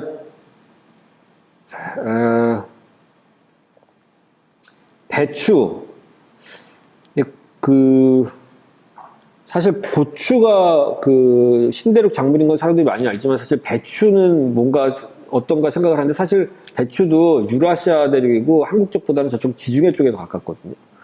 그러다 보니까 이제 사실 배추 같은 경우도 한반도적인 그 식물이라고, 완전히 그 기원지가 한반도라고 보기는 조금 힘들죠. 그 다음에 양파, 마늘. 마늘 같은 경우에 마늘이 조금 애매한데, 이게 말을 잘해야 되는 게, 마늘은 그 당군 신화에 나오잖아요. 쑥과 마늘은 당군 신화에 나오기 때문에, 이 마늘이 한반도가 기원지가 아니에요라고 말하는 순간 굉장히 논란이 될 수가 있습니다. 그래서 이거 말을 잘해야 되는데, 어쨌든 근데 마늘은, 그러니까 단군 신화를 보면 이제 한반도에서도 있었죠, 물론. 근데 또 드라큘라가 싫어하는 게 마늘이잖아요. 저쪽 동유럽에도 나옵니다. 그리고 지금 그 식물학상으로 보면 그 스탄으로 끝나는 나라들이 많아요. 그 뭐 키르기스탄, 뭐 타지키스탄 이런 스탄으로 나라를 끝나는 나라들이 많은데 거기가 이제 중앙아시아가 기원지라고 생각을 합니다. 우리가 먹는 마늘은. 그래서 이제 단군 신화에 나오는 마늘이 진짜 우리가 먹는 마늘인지 아니면은 무슨 뭐 달래나 그런 그 다른 종류의 식물이었는데 그걸 우리가 이제 마늘이라고 기록을 한 건지 그거는 좀 생각을 해봐야 되겠습니다. 그 다음에 아까는 이제 김치찌개였고 이거는 비빔밥. 비빔밥도 그 비슷합니다. 일단 비빔밥에 당근, 호박 이런 거 들어가잖아요. 당근 같은 경우에는 중앙아시아 지역에서. 그 다음에 호박은 이거는 아메리카입니다. 그러니까 일단 호자가 들어가면은 다 약간 이질적인 거기 때문에 우리가 오랑캐 호자를 써갖고 호자를 쓰는데 호박 같은 경우는 아메리카. 그 다음에 달걀 이런 건 아까 말씀드린 것처럼 달걀은 이 닭이 났는데 닭은 그 처음에 이제 그 사람들이 사육하기 시작한 게 동남아시아이기 때문에 아마 달걀 같은 거 동남아시아 지역에서 먹기 시작했을 거라고 생각을 할 수가 있죠. 그 다음에 참기름, 통깨, 요게 조금 애매한데 좀 이따 말씀드리겠지만 요게 들깨는 우리나라에서 청동기 시대부터 재배를 했습니다. 그거는 제가 그건 사실 누가 발견했냐면 호남문화연구원에서 발견한 거예요. 호남문화연구원의 그 백야유적이라고 빅그린 산단에서 보니까 그 들깨가 이제 발견이 됐는데 그 청동기 시대거든요. 연대측량해 보니까 BC 그러니까 기원전 1000년 정도가 나옵니다. 3000년 정도인데 완전히 그 재배종이에요. 그래서 한국에서 이제 청동기 시대에는 재배를 했다는 것이 이제 그 사실 호남문화연구원 그 발굴로 밝혀졌고 사실 꼭 한국이 아니더라도 하여튼 이 동아시아 지역이 그 들깨는 재배를 했습니다. 근데 참깨는 아프리카입니다. 들깨랑 참깨랑 관련 있는 것 같지만 참깨는 아프리카다. 그 다음에 또 레시피에 보니까 맛술을 집어넣으라고 그래서 맛술에 또 뭐가 들어갔더니 생강, 레몬 이런 게 들어가더라고요. 맛술 만드는데. 근데 그런 거는 다 동남아시아, 인도 이런 데서 나오는 그 식물, 생강, 레몬 이런 거서 만들고 설탕은 아까 이제 말씀드렸고 그 다음에 또 이제 중요한 게 후추 같은 경우는 굉장히 역사적으로 중요한 그 식물인데 요거는 인도입니다.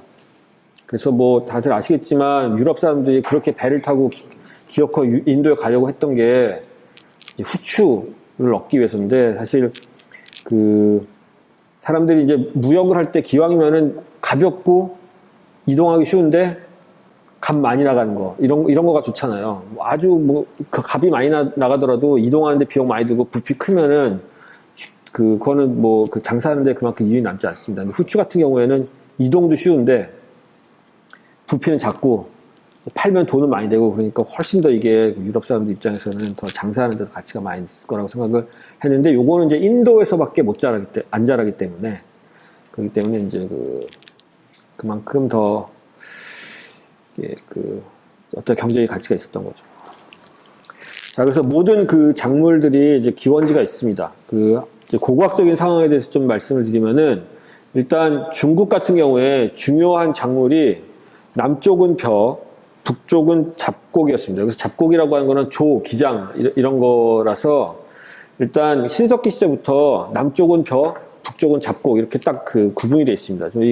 이 사진에도 보시면은 초록색으로 표시된 거는 그 벼들이 출토된 유적이고 빨간색으로 표시된 유적은 이제 조나 기장이 출토된 유적인데 이제 어느 정도 분포의 차이를 이제 보이고 있죠. 이제 그러다가 남쪽은 계속 벼입니다. 남쪽은 계속 벼인데 북쪽은 조나 기장이 밀로 대체가 되기 시작을 합니다. 근데 조나 기장 같은 경우는 사실 우리가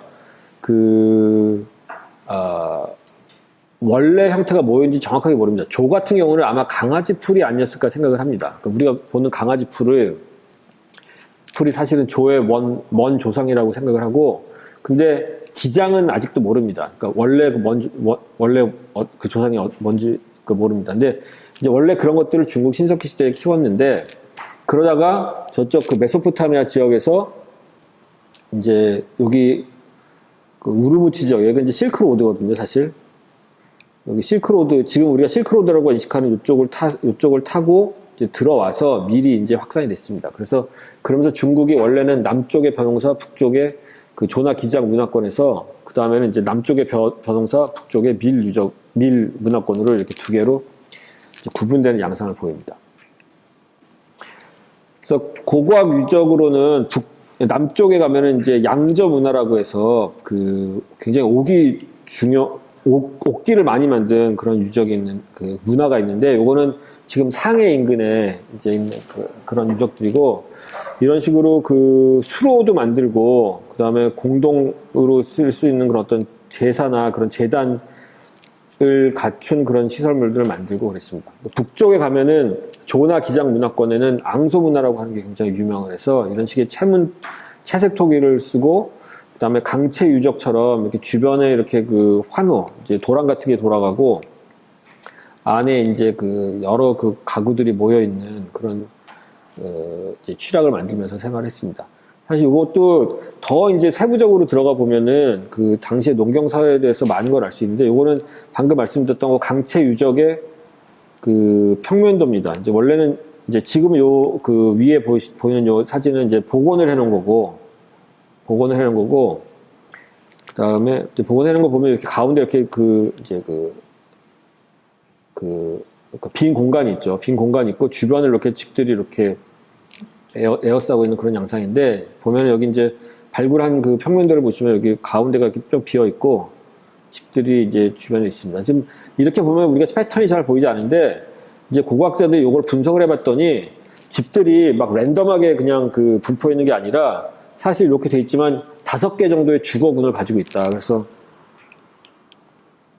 지금 오른쪽 그림이 이렇게 가운데 이제 이 텅 빈 공간이 있고 주변에 주거 집단이 5개가 이렇게 이제 있는 거거든요. 이 5개 집단이 집들이 여러 개 모여 있는데 동시에 또 그 곡식을 저장할 수 있는 창고 같은 걸 공유합니다. 그러니까 곡식을 저장할 수 있는 창고 같은 걸 공유하고 여러 개 이제 그 집단이 있는 거죠. 그래서 이게 의미하는 바는 뭐냐면은 한 마을인데, 사실 한 마을이라고 해도 거기에 이제 5개 정도의 그룹이 그 조인트 돼 있는 조인트 돼 있어서 이 사람들이 협력도 하지만 약간 또 경쟁도 하는 약간 그런 관계라는 겁니다. 경쟁이라고 하는 게, 우리도 사실 같은 마을에 살아도 옆집 사람 아저씨보다는 좀 돈도 많이 벌었으면 좋겠고, 우리 아빠가 뭐 이런 거가 있잖아요. 우리 애가 또 공부도 잘해야 되고, 뭐 기왕이면은 또 뭐 우리 집 차도 좀 좋아야 되고, 이런 식으로 같은 마을에 살면서 사람들이 협력도 하지만 또 그 내부에서 자기네들이 좀 더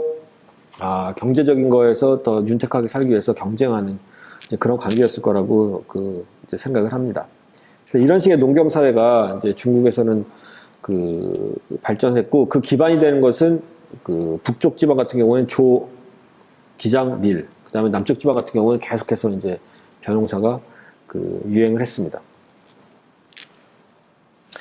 자, 한반도 상황을 보면은 이제 제가 주요 작물들하고 그 주요 작물들이 언제쯤 이제 재배되기 시작했는가를 이제 정리한 것인데, 1번, 2번, 이런 게 이제 조하고 기장이거든요. 근데 조 기장은 신석기 시대부터 이제 재배를 했습니다. 그리고 아마 신석기 시대 재배했을 가능성이 또 큰 게 요 5번하고 6번이 이게 콩하고 팥입니다. 그래서 신석기 시대부터 재배했을 수도 있는데, 어쨌든 확실하게 우리가 얘기를 하려면 청동 시대 정도는 재배했다. 조 기장 같은 경우는 아까 말씀드린 것처럼 중국에서 이제 넘어왔을 것이고, 콩팥은 원래 자생하는 식물이었을 겁니다. 그 다음에 밀, 보리 같은 경우도 이제 청동기 시대에 이제 우리가 재배를 하기 시작했는데, 이거는 사실은 우리가 청동기 시대 때 먹었던 것 중에 제일 멀리서 온 거예요. 저쪽 중동 지방에서부터 온 거니까. 근데 물론 중동 지방에서 왔는데 중국에 이미 들어와 있었고, 그게 넘어온 거라고 생각을 합니다. 벼는 이제 청동기 시대 아까 말씀드렸고, 들깨도 아까 말씀드린 것처럼 이제 청동기 시대 때부터 확실히 재배를 했습니다. 그리고 그거는 이제 호문현에서 발굴한 빅그린 산등 백야 유적 같은 발굴 보고서에 이제 자세히 나와 있습니다. 그 다음에 밤 같은 경우는, 밤은 원래 이제 자생하는 식물이긴 한데, 그 밤을 재배하는 거는 아마 삼국시대 정도가 되면은 그 사람들이 재배를 했을 거라고 생각을 합니다. 그 다음에 복숭아도 사실 그 양자강 유역에서 재배가 했던 거거든요. 그것도 이제 삼국시대 정도가 되면은 사람들이 재배를 하기 시작했습니다. 근데 사실 밤이나 복숭아 같은 경우는 이제 다른 작물하고 조금 우리가 다른 차원에서 생각을 해야 되는 게, 다른 작물은 다 한해살이 풀입니다. 들깨, 벼, 밀, 보리, 콩파, 조기장, 우리가 먹는 작물들이 거의 다 대부분 한해살이 풀인데, 밤이나 복숭아는 얘네들은 나무죠. 그렇기 때문에 훨씬 인간 입장에서는 훨씬 그 롱텀 릴레이션십 같은 거를 이제 할 수 있어야 됩니다. 그러니까 훨씬 더 영토에 대한 그 장악력도 더 세지고, 인간이.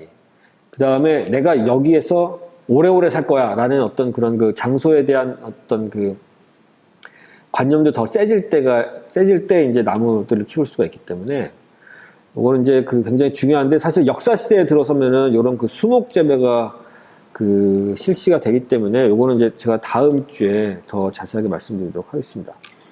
그 다음에 참외나 오이, 이런 것들도 다 인도나 그런 그 열대지방에서 기원한 작물인데, 우리나라의 삼국시대가 되면은 굉장히 많이 발견이 됩니다. 참외나 오이가. 근데 요것도 약간 어려움이 있는 게, 우리 입장에서 보면은 참외랑 오이는 완전히 다른 거죠. 참외는 과일이고, 오이는 채소죠.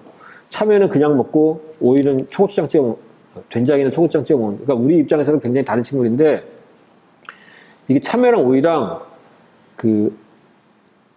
이 식물학적으로는 굉장히 비슷합니다. 얘네들이 같은 속입니다. 그러니까 그 종만 조금 달라요. 그래서 실제 그 유적에서 씨가 나왔을 때 이게 참외씨인지 오이씨인지 구별하기가 굉장히 힘듭니다.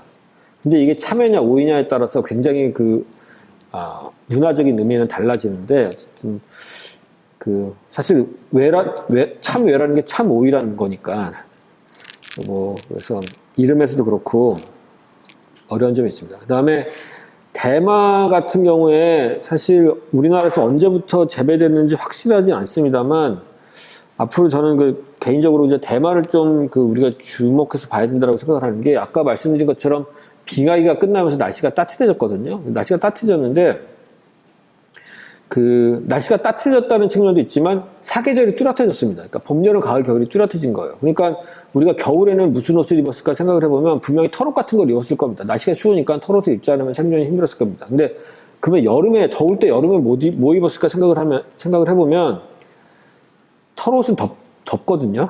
그러니까 우리나라 같은 기후에서, 게다가 신석기 시대에는 더 지금 날씨가 좀 따뜻했을 텐데, 그때 털옷 입으라고 그러면 아마 고문이었을 테니까 뭔가 그렇다고 안 입진 않았을 테고, 어떤 인간의 존엄과 관련된 문제이기 때문에 뭔가를 입었을 텐데, 그러면은 결국은 식물성 가볍고 그런 시원한 그런 옷을 입었을 텐데, 결국은 우리나라 같은 환경에서 구할 수 있는 게 못이나 삶 이런 직물들이 굉장히 중요했을 거라고 생각되고, 실제로 그런 씨를 잡기 위한 방추자 같은 거는 유적에서 많이 나옵니다.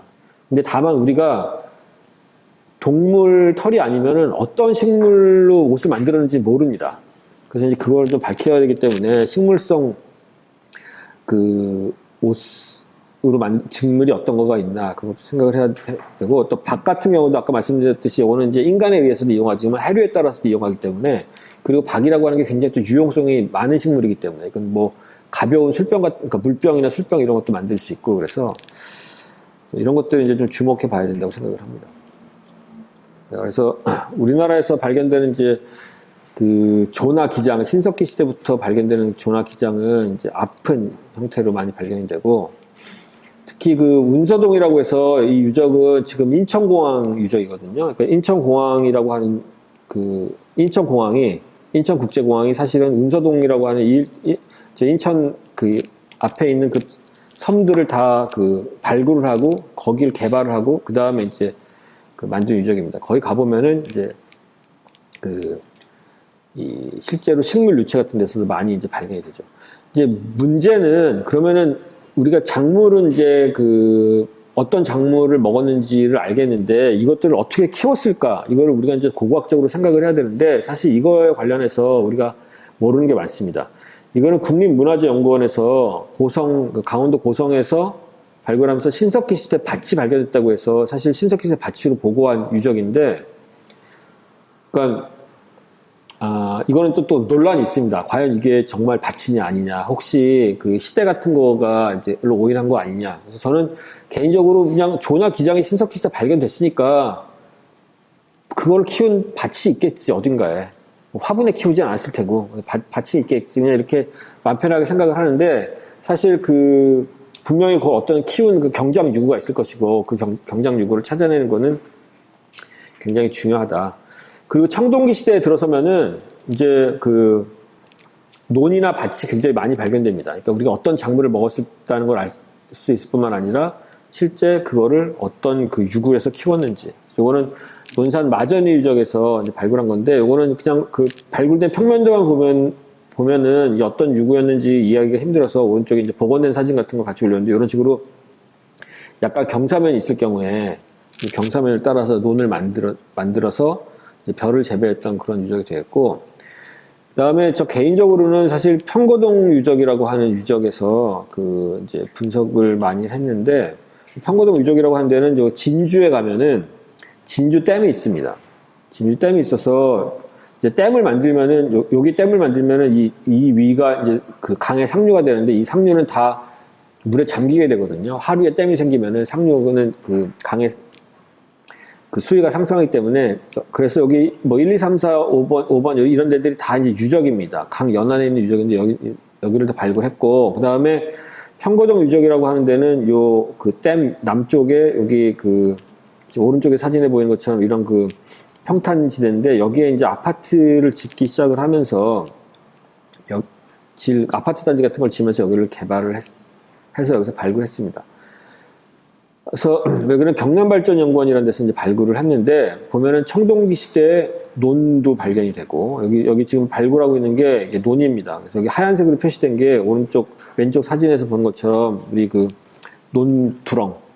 논두렁이고, 요 가운데 이제 사각형으로 된 부분이 이제 실제로 발굴을 하면은 여기가 작물을 키웠던 그런 지역이 되겠고, 그 다음에 밭 같은 경우에 이제 지금도 고랑, 이랑 이렇게 만들어서 심는 작물이 다른데, 이런 식으로 청동시대에도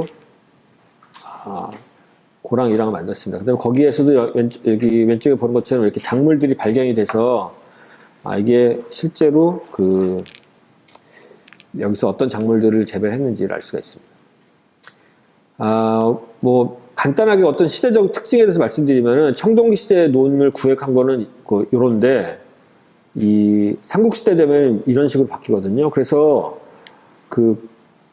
이제 논이 있는데, 논 구획한 게 시대에 가면서 이제 커지는 경향을 보입니다. 그래서 왜 그럴까를 생각을 해보면, 이거에 대해서는 뭐 통일된 견해가 없습니다만, 제가 생각하기에는 이게 논이라고 하는 데가 물을 대야 되는 거기 때문에, 가급적이면은 이렇게 좁게 해놓는 게 훨씬 더 위험 부담 같은 걸 줄일 수 있지 않았을까.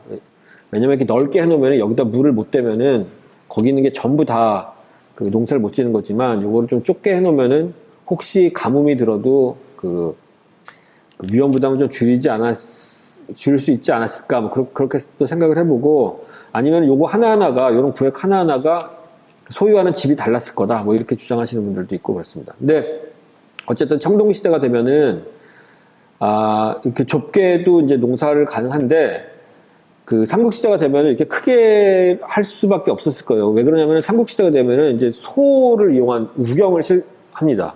소를 가지고 농사를 짓는데, 아무래도 소를 가지고 쟁기질 하려고 보면은 어느 정도 공간이 돼야지만 이게 이제 되기 때문에 그렇지 않았을까라고 추정을 합니다. 실제 소가 있는 거는 소뼈가 발견되기도 하지만, 이런 식으로 논 바닥에 사람 발자국도 발견이 되고, 소 발자국도 발견되고, 그래서 이게 실제 이제 여기서 소가 좀 움직였구나, 이런 거를 우리가 추정을 할 수가 있습니다.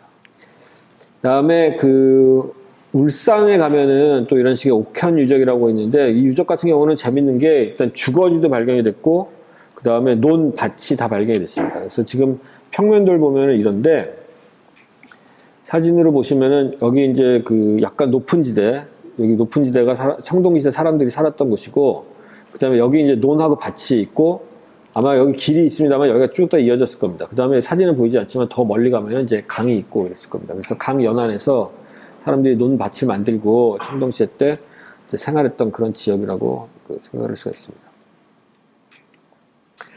그래서 우리나라에 이제 들어온 작물들도 사실 그 면면을 살펴보면은 이제 퍼져온 거거든요. 그러니까 어딘가 기원지가 있는 작물이 그 확산돼서 들어온 겁니다. 얘네들이 결국은 또 어디까지 가느냐? 제주도까지 가고 일본까지 넘어갑니다. 쌀 같은 경우는 사실 이제 쌀이 원래 한반도에 자생하는 식물이 아니기 때문에 이미 한반도에 들어오는데 쌀 나름대로 또 어떤 고충이 있었겠죠. 굉장히 그 환경에 안 맞는데 그거를 맞춰가는 그 진화의 어떤 고통이 있었을 거고 거기에서 이제 사람이 도움을 줬을 텐데 쌀이 이제 일본으로도 이제 퍼져 들어가고 사실 제주도로도 퍼져 들어갑니다. 근데 제가 제주도에 퍼져 들어가는 거를 굉장히 중요하게 생각을 하는 이유 중에 하나가 사실 제주도랑 그 한반도 남쪽이랑 지리적으로 굉장히 가깝기 때문에 가깝긴 하지만 제주도는 화산도기 때문에 완전히 환경이 다릅니다. 그러니까 벼농사 집단이 한반도에서 적응하는 거는 쉬웠을지 모르지만 그 사람들이 제주도로 건너가면은 완전히 환경이 다르기 때문에 이제 자기네들의 생활 패턴 같은 걸 완전히 바꿀 수밖에 없거든요. 근데 실제 고고학 자료를 보면 우리가 성국리 문화라고 하는 그 청동시대 때 굉장히 번성했던 문화가 있는데 이 사람들이 제주도로 대규모로 이동을 합니다. 근데 성국리 문화는 완전히 벼농사 문화이기 때문에 과연 그 사람들이 제주도로 왜 이주했는지도 사실 의문인데 이주해서 벼농사를 졌을까? 좀 의문인데 실제 예래동이라고 하는 그 초기철기 시대 유적을 보니까 쌀이 나옵니다. 쌀이 나와서 이 사람들이 굉장히 어려운 상황에서도 제주도가 지금도 논이 없거든요. 뭐 아주 있더라도 굉장히 제한된 지역에서만 있는데 지금도 논이 없는 그런 지역인데 그런 환경에서도 뭐 밭벼를 재배하든지 나름대로 이제 재배해서 결국은 그 척박한 환경에서까지 이제 그 벼를 재배하는 문화를 키워냈구나 이런 걸 알 수가 있습니다. 자, 그 다음에 그러면 이제 좀 더 지리적으로 공간적으로 넓게 봐서 그러면 이제 이런 식의 그 작물이 어디까지 퍼져 나가냐? 결론적으로 말씀드리면 이제 지구 끝까지 퍼져 나갑니다. 결국은 재배 작물이 지구 끝까지 퍼져 나가는데 여기서 이제 지구가 둥근데 뭐 지구 끝이 어딨냐라고 생각하실 수도 있겠는데 사실 우리 같이 육지에 사는 사람 입장에서 보면은 더 이상 돌아오기 힘든 먼 바다 끝이면 지구 끝이죠. 심정적으로. 그래서 결국은 이 태평양에 있는 그 조그만 섬들에까지 이 사람들이 이제 농경 문화가 전파가 됩니다. 이거는 이제 우리가 오세아니아라고 부르는데 오세아니아라고 하는 거는 태평양에 있는 그 섬들이고 태평양 위에 있는 섬들이 약 25,000개의 섬들이 있습니다. 그리고 그 섬들을 보면은 이제 마이크로네시아, 멜라네시아, 폴리네시아 이렇게 이제 세 개로 나눴고 요걸 다 통칭해서 오세아니아라고 부릅니다. 근데 마이크로네시아랑 멜라네시아 쪽은 섬의 밀도가 상대적으로 높고 폴리네시아로 가면은 좀 약간 섬이 희박해집니다. 여기에 이제 섬들이 많은데 이 섬들이 한 몇천 년 전까지만 해도 다 무인도였습니다, 사실. 다 무인도였고 사람들이 살지 않았습니다. 이제 큰 섬들 빼고 사실 뭐 일본 이런 것도 그 태평양에 있는 섬이죠. 일본 같은 그런 큰 섬들이나 뭐 필리핀에 있는 그 큰 섬들 이런 거는 빼고 거의 대부분의 섬들이 사실은 무인도였습니다. 근데 무인도였을 수밖에 없는 게 일단 물을 구할 수가 있어야 되죠. 그러니까 일단 유인도가 되려면 물을 구해야 되고 그 다음에 수렵 채집 사회에서는 섬에서 적응하기가 굉장히 힘듭니다. 왜 그러냐면은 그러니까 농경민들 같은 경우에는 그 단위 면적당 생산량을 확 늘릴 수가 있기 때문에 그 영토가 조금해도 땅이 조금이어도 거기에서 사람들이 먹을 수 있는 거를 생산해낼 수가 있거든요. 그 단위 면적이 작아도. 근데 그렇지 않고 수렵 채집 생활을 한다. 내가 재배를 하지 않고 그냥 야생 상태의 것을만 내가 먹겠다 그러면은 굉장히 큰 땅이 필요합니다. 그 큰 땅에서 나오는 동물과 식물을 먹어야지만 적은 인구라도 유지가 됩니다. 근데 섬이라고 하는 섬들, 이 태평양에 있는 섬들은 작은 섬들이 많기 때문에 그 작은 섬들에서는 농사를 짓지 않으면은 살기가 힘들죠. 물론 뭐 로빈슨 크루소 이런 소설 같은 거 보면은 사람이 살죠. 사람이 살긴 합니다. 근데 문제는 번식을 못 합니다. 왜냐면 번식을 하려면 어느 정도 인구가 있어야 돼요. 나랑 뭐 남녀가 둘이 가서 산다 그러면은 살긴 하겠죠. 근데 그렇게 해서 자식을 낳고 번식을 할까지 하는 거는 불가능해집니다. 그렇게까지 되기가. 그러니까 어느 정도 섬이라고 하는 거가 영토가 커야지만 되고 수렵집 생활에 해서는 만을 해서는 영위하기가 힘들기 때문에 이 섬들이 다 이제 무인도였는데 여기가 유인도화 됩니다. 유인도화 되는 거가 농경민들이 이제 이 섬을 하나하나 이제 정복을 해서 배를 타고 가서 사람을 살기 때문에. 그래서 그게 사람들이 이제 살게 되고 여기 화살표는 보면은 이 섬들이 어느 정도, 어느 시기에 유인도화 하는 건데 일단 그러면은 처음에 농경민들은 어디서 출발하느냐? 그게 이제 지금 대만 정도라고 생각을 합니다. 그래서 여기서 BC 3000에 이제 그러니까 지금부터 한 5000년 전이죠. 5000년 전에 사람들이 살았고, 여기 화살표 방향으로 사람들이 이제 이동을 해가면서 점차 이 유인도화 해 가는 겁니다. 그래서 뭐 왼쪽부터 말씀드리면은 이제 이게 마다가스카르 섬인데, 사실 마다가스카르 섬 같은 경우에 아프리카랑 굉장히 가깝기 때문에 아프리카 사람들이 이주해 왔을 거라고 생각을 할 수 있는데, 사실 여기도 아시아 쪽에서 이제 넘어간 사람들이고, 그래서 오히려 이쪽 아시아 문화랑 더 연관성이 높습니다. 그 다음에 섬들 연대를 보시면은 요게 이제 하와이거든요. 하와이가 AD 900이라고 여기 돼 있는데, AD 900이라고 하는 거는 AD 900에 유인도가 됐다는 겁니다. 그러니까 AD 900 이전에는 사람이 살지 않았다는 거예요. 그러니까 우리로 AD 900이라고 하면, 우리로 치면 이제 통일신라 끝물이거든요. 그러니까 통일신라 정도가 됐을 때 하와이에 사람이 살기 시작했고, 지금 우리가 하와이 원주민이라고 생각하는 사람들이 거기 산 게 1000년이 조금 넘었다는 얘기입니다. 그러면 AD 900 이전에는 거기에 사람이 살았냐? 살지 않았다는 얘기입니다. 그리고 여기 가면 이스터 섬이라고 하는 거, 석상으로 유명한 섬들이 있는데, 여기도 AD 1000, AD 1200 이렇습니다. 그러니까 여기도 사람들이 산지 몇백 년 되지 않고 그전에는 그냥 무인도였다는 거죠. 그래서 사실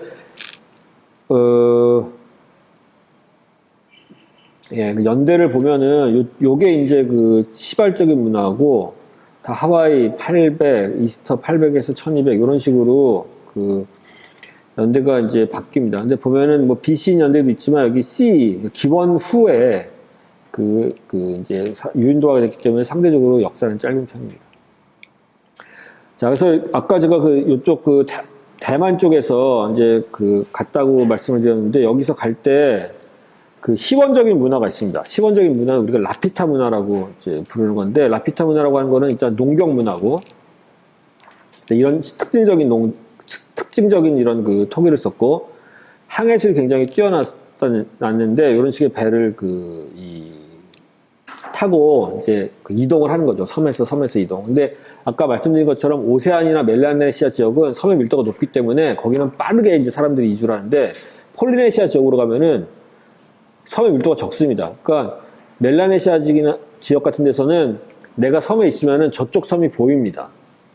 그러니까 이제 쉽게 이동하는데, 폴리네시아 쪽으로 가면은 저쪽 섬이 안 보여요. 그리고 며칠을 가야지만 그 다음 섬으로 갈 수 있습니다. 그러다 보니까 상대적으로 좀 인구 이동이 더뎠던 면이 있습니다. 이런 식의 이제 배를 가지고 삼각형 도시에 아마 이게 바람을 거스리면서도 항해할 수 있는 배라고 하고, 그 다음에 이게 이제 1781년에 18세기 말에 하와이에서 하와이 사람들을 묘사한 그림인데, 보면은 이런 식으로 배가 카누 두 개를 연결해서 가운데를 이렇게 판자로 연결해서 항해를 하는 배입니다. 이런 배 같은 경우에 이제 이점이 파도 같은 게 와도 잘 휩쓸리지 않는다라는 이점이 있고, 그다음에 거기에 짐 같은 걸 싣고 이동할 수 있다는 이점이 있죠. 그래서 농경민들이 그러면은 초기에 뭐를 가지고 이동을 했느냐? 대표적인 게 이런 겁니다. 일단 우리가 입장에서는 벼나 이런 거를 가지고 이동을 했을 것 같은데, 사실 벼 이런 거는 가지고 가봤자 섬에서 재배할 수가 없기 때문에 그런 것들은 이제 작물로서의 효용성이 떨어지고, 대신에 참마, 그 다음에 우리가 토란이라고 부르는 타로, 이런 근경류들, 이제 뿌리로 번식하는 이런 작물들을 가지고 가서 키웠고, 그 다음에 개, 돼지, 닭, 이런 것들을 가지고 키웠습니다. 그 다음에 또 유명한 게 폴리네시아 쥐라고 해서 쥐도 가져갔습니다. 근데 요거는 이제 설이 두 가지입니다. 이거는 우연히 배에 쥐가 탔기 때문에 이 섬에, 원래는 그 섬에 쥐들이 없었는데, 이 폴리네시아 쥐라고 하는 쥐들이 없었는데 퍼졌다라는 게 있고, 그게 아니라 사람들이 일부러 가져갔다. 쥐를 가져갔다. 설이 있는데, 이거 두 개 중에 어떤 게 맞는지 모르는데 대신 일치된 견해는 먹었다. 폴리네시아, 그러니까 쥐를 먹는 문화가 오세아니아에 이제 퍼져 있습니다. 근데 실제로 전남대학교 유학생들 중에서도 저쪽 중국 남쪽 지방에서 오는 친구들이 있거든요. 그런 친구들은 다 쥐 먹어봤다고 그러더라고요. 맛있다고 그럽니다. 근데 이제 제가 보니까 우리가 먹는 쥐랑은 좀 달라요. 우리가 먹는 쥐는 생쥐고 학명도 좀 다릅니다. 그래서 근데 어쨌든 이런 식의 그 작물들이, 동물이든 식물들이 원래는 그 섬에 없었던 건데, 이제 가져가서 키우게 된 거죠. 그래서 사실 오세아니아에 있는 섬들이 굉장히 재밌습니다. 그 재밌는 게 뭐냐면은 우리가 사회과학에서는 실험을 할 수 없다라고 합니다. 그러니까 우리가 자연과학에서는 실험을 하는데 사실 사람을 놓고 실험을 할 수 없거든요. 근데 그 실험실하고 비슷한 환경을 제공하는 게 이 오세아니아에 있는 섬들입니다. 왜냐하면 아까 말씀드린 것처럼 이렇게 25,000개 정도의 섬으로 이제 구성되어 있고, 이 25,000개 구성된 섬들의 상당 부분이 사실은 동일한 문화에서 기원한 농경 문화들입니다. 근데 섬들이 여기 오른쪽에 있는 표에서 이제 나타낸 건데 조금씩 다릅니다. 이제 크기도 다르고, 기후도 조금 다르고, 뭐 환경도 다르고, 뭐 식물성도 좀 다르고, 이렇기 때문에 그러니까 우리가 이제 예를 들어서 사람들이 배고파지면 전쟁을 하나 안 하나 이거를 알아보기 위해서 실제로 사람을 굶길 수는 없잖아요. 그런 식의 인간을 가지고 실험을 할 수는 없는데, 이런 섬들에서는 똑같은 문화인데 똑같은 정도의 크기의 섬인데 조금 더 사람들이 추울 때는 어떤 식으로 적응을 하는가, 조금 더 이 주변에 호전적인 집단이 많을 때는 어떻게 이제 반응을 하는가, 이런 식의 실험실을 25,000개를 가지고 있는 셈이죠. 그런 식으로 해서 실험실은 아니지만 일종의 실험실적인 상황에서 우리가 사회과학 연구를 할 수가 있습니다. 사실 옛날에는 이제 이런 섬 하나하나를 다 대학원생들이 미국에서 이제 대학원생들이 연구를 했다고 그래요. 요즘에도 고고학 연구를 하는 거 보면은 논문들 쓸 때 보면은 유물 하나를 집어갖고 이제 그걸로 이제 석사 논문을 쓰고 그러거든요. 근데 이런 식의 인류학 연구할 때는 이 섬들 하나를 집어서 그 섬에 대한 어떤 통괄적 연구하는 게, 그게 이제 한때 유행했던 시기가 있습니다.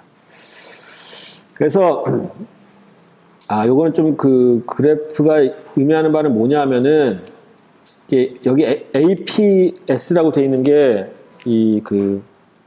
시원적인 형태의 문화입니다. 그래서 이게 각 섬에 들어갑니다. 여기 ABCD로 되어 있는 섬에 들어가서 여기서 이제 자체적으로 사회 진화를 하죠. 근데 이 섬들이 문제가 뭐냐면은, 아무리 섬이 크다고 하더라도 지금 하와이 정도가 제일 큰 거예요. 그래서 사회가 진화를 하더라도 어느 정도 단계 이상으로 진화할 수가 없습니다. 그래서 지금 이 제임스 쿡이라고 하는 선장이 지금 항해를 굉장히 여러 군데 했는데 결국은 하와이에서 죽거든요. 하와이에서 이 사람이 죽을 때 이 하와이에도 나름 왕이라고 하는 사람이 있었는데, 그때 왕이 우리 기준으로 보면은 왕이 아니에요. 거기에서는 왕이라고 불렀을지 모르겠지만 우리처럼 이렇게 유라시아 대륙에 사는 사람이 생각하는 그런 왕이 아니라 우리가 생각하는 왕보다 훨씬 더 힘이 없고 뭐 그런 사람들. 그래서 사실 하와이 같은 경우는 지금 이 오세아니아에 있는 섬들 중에 제일 사회 진화가 발전됐는데 어디까지 발전됐느냐? 군장 사회입니다. 지금 표에 보시면은 군장 사회 표 밑에 쭉 보시면은 여기 맨 밑에 타히티, 하와이 이렇게 돼 있거든요. 그래서 농경 사회가 세계 각지로 퍼져나갔는데 어디에서는 이 국가 단계까지 올라가죠. 이 국가 단계까지 올라가는 거는 이제 한반도도 그렇고 중국도 그렇고 뭐 다른 지역 대륙에서는 다 이 국가 단계까지 농경 사회가 발전을 합니다. 근데 제가 지금 말씀드린 섬 오세아니아 이런 데서는 제일 많이 올라가는 게 군장 사회 단계까지밖에 올라가지 않습니다. 그래서 사실 그런 섬들에서는 농경 문화가 번창했지만 어떤 사회가 더 발전하기 위한 높은 단계의 국가는 등장하지 않죠. 대신에 우리 같이 한반도 이런 데서는 농경 문화가 발전을 해서 이 청동시대 군상점에 지나고 그 다음에 이제 그 삼국시대나 이런 역사시대로 들어가면서 이제 국가단계가 등장하게 되는데 그러면서 이제 역사시대가 그 이제 펼쳐지는데 그 역사시대 관련된 내용은 다음 주에 제가 이어서 하도록 하겠습니다. 오늘 여기까지 하겠습니다.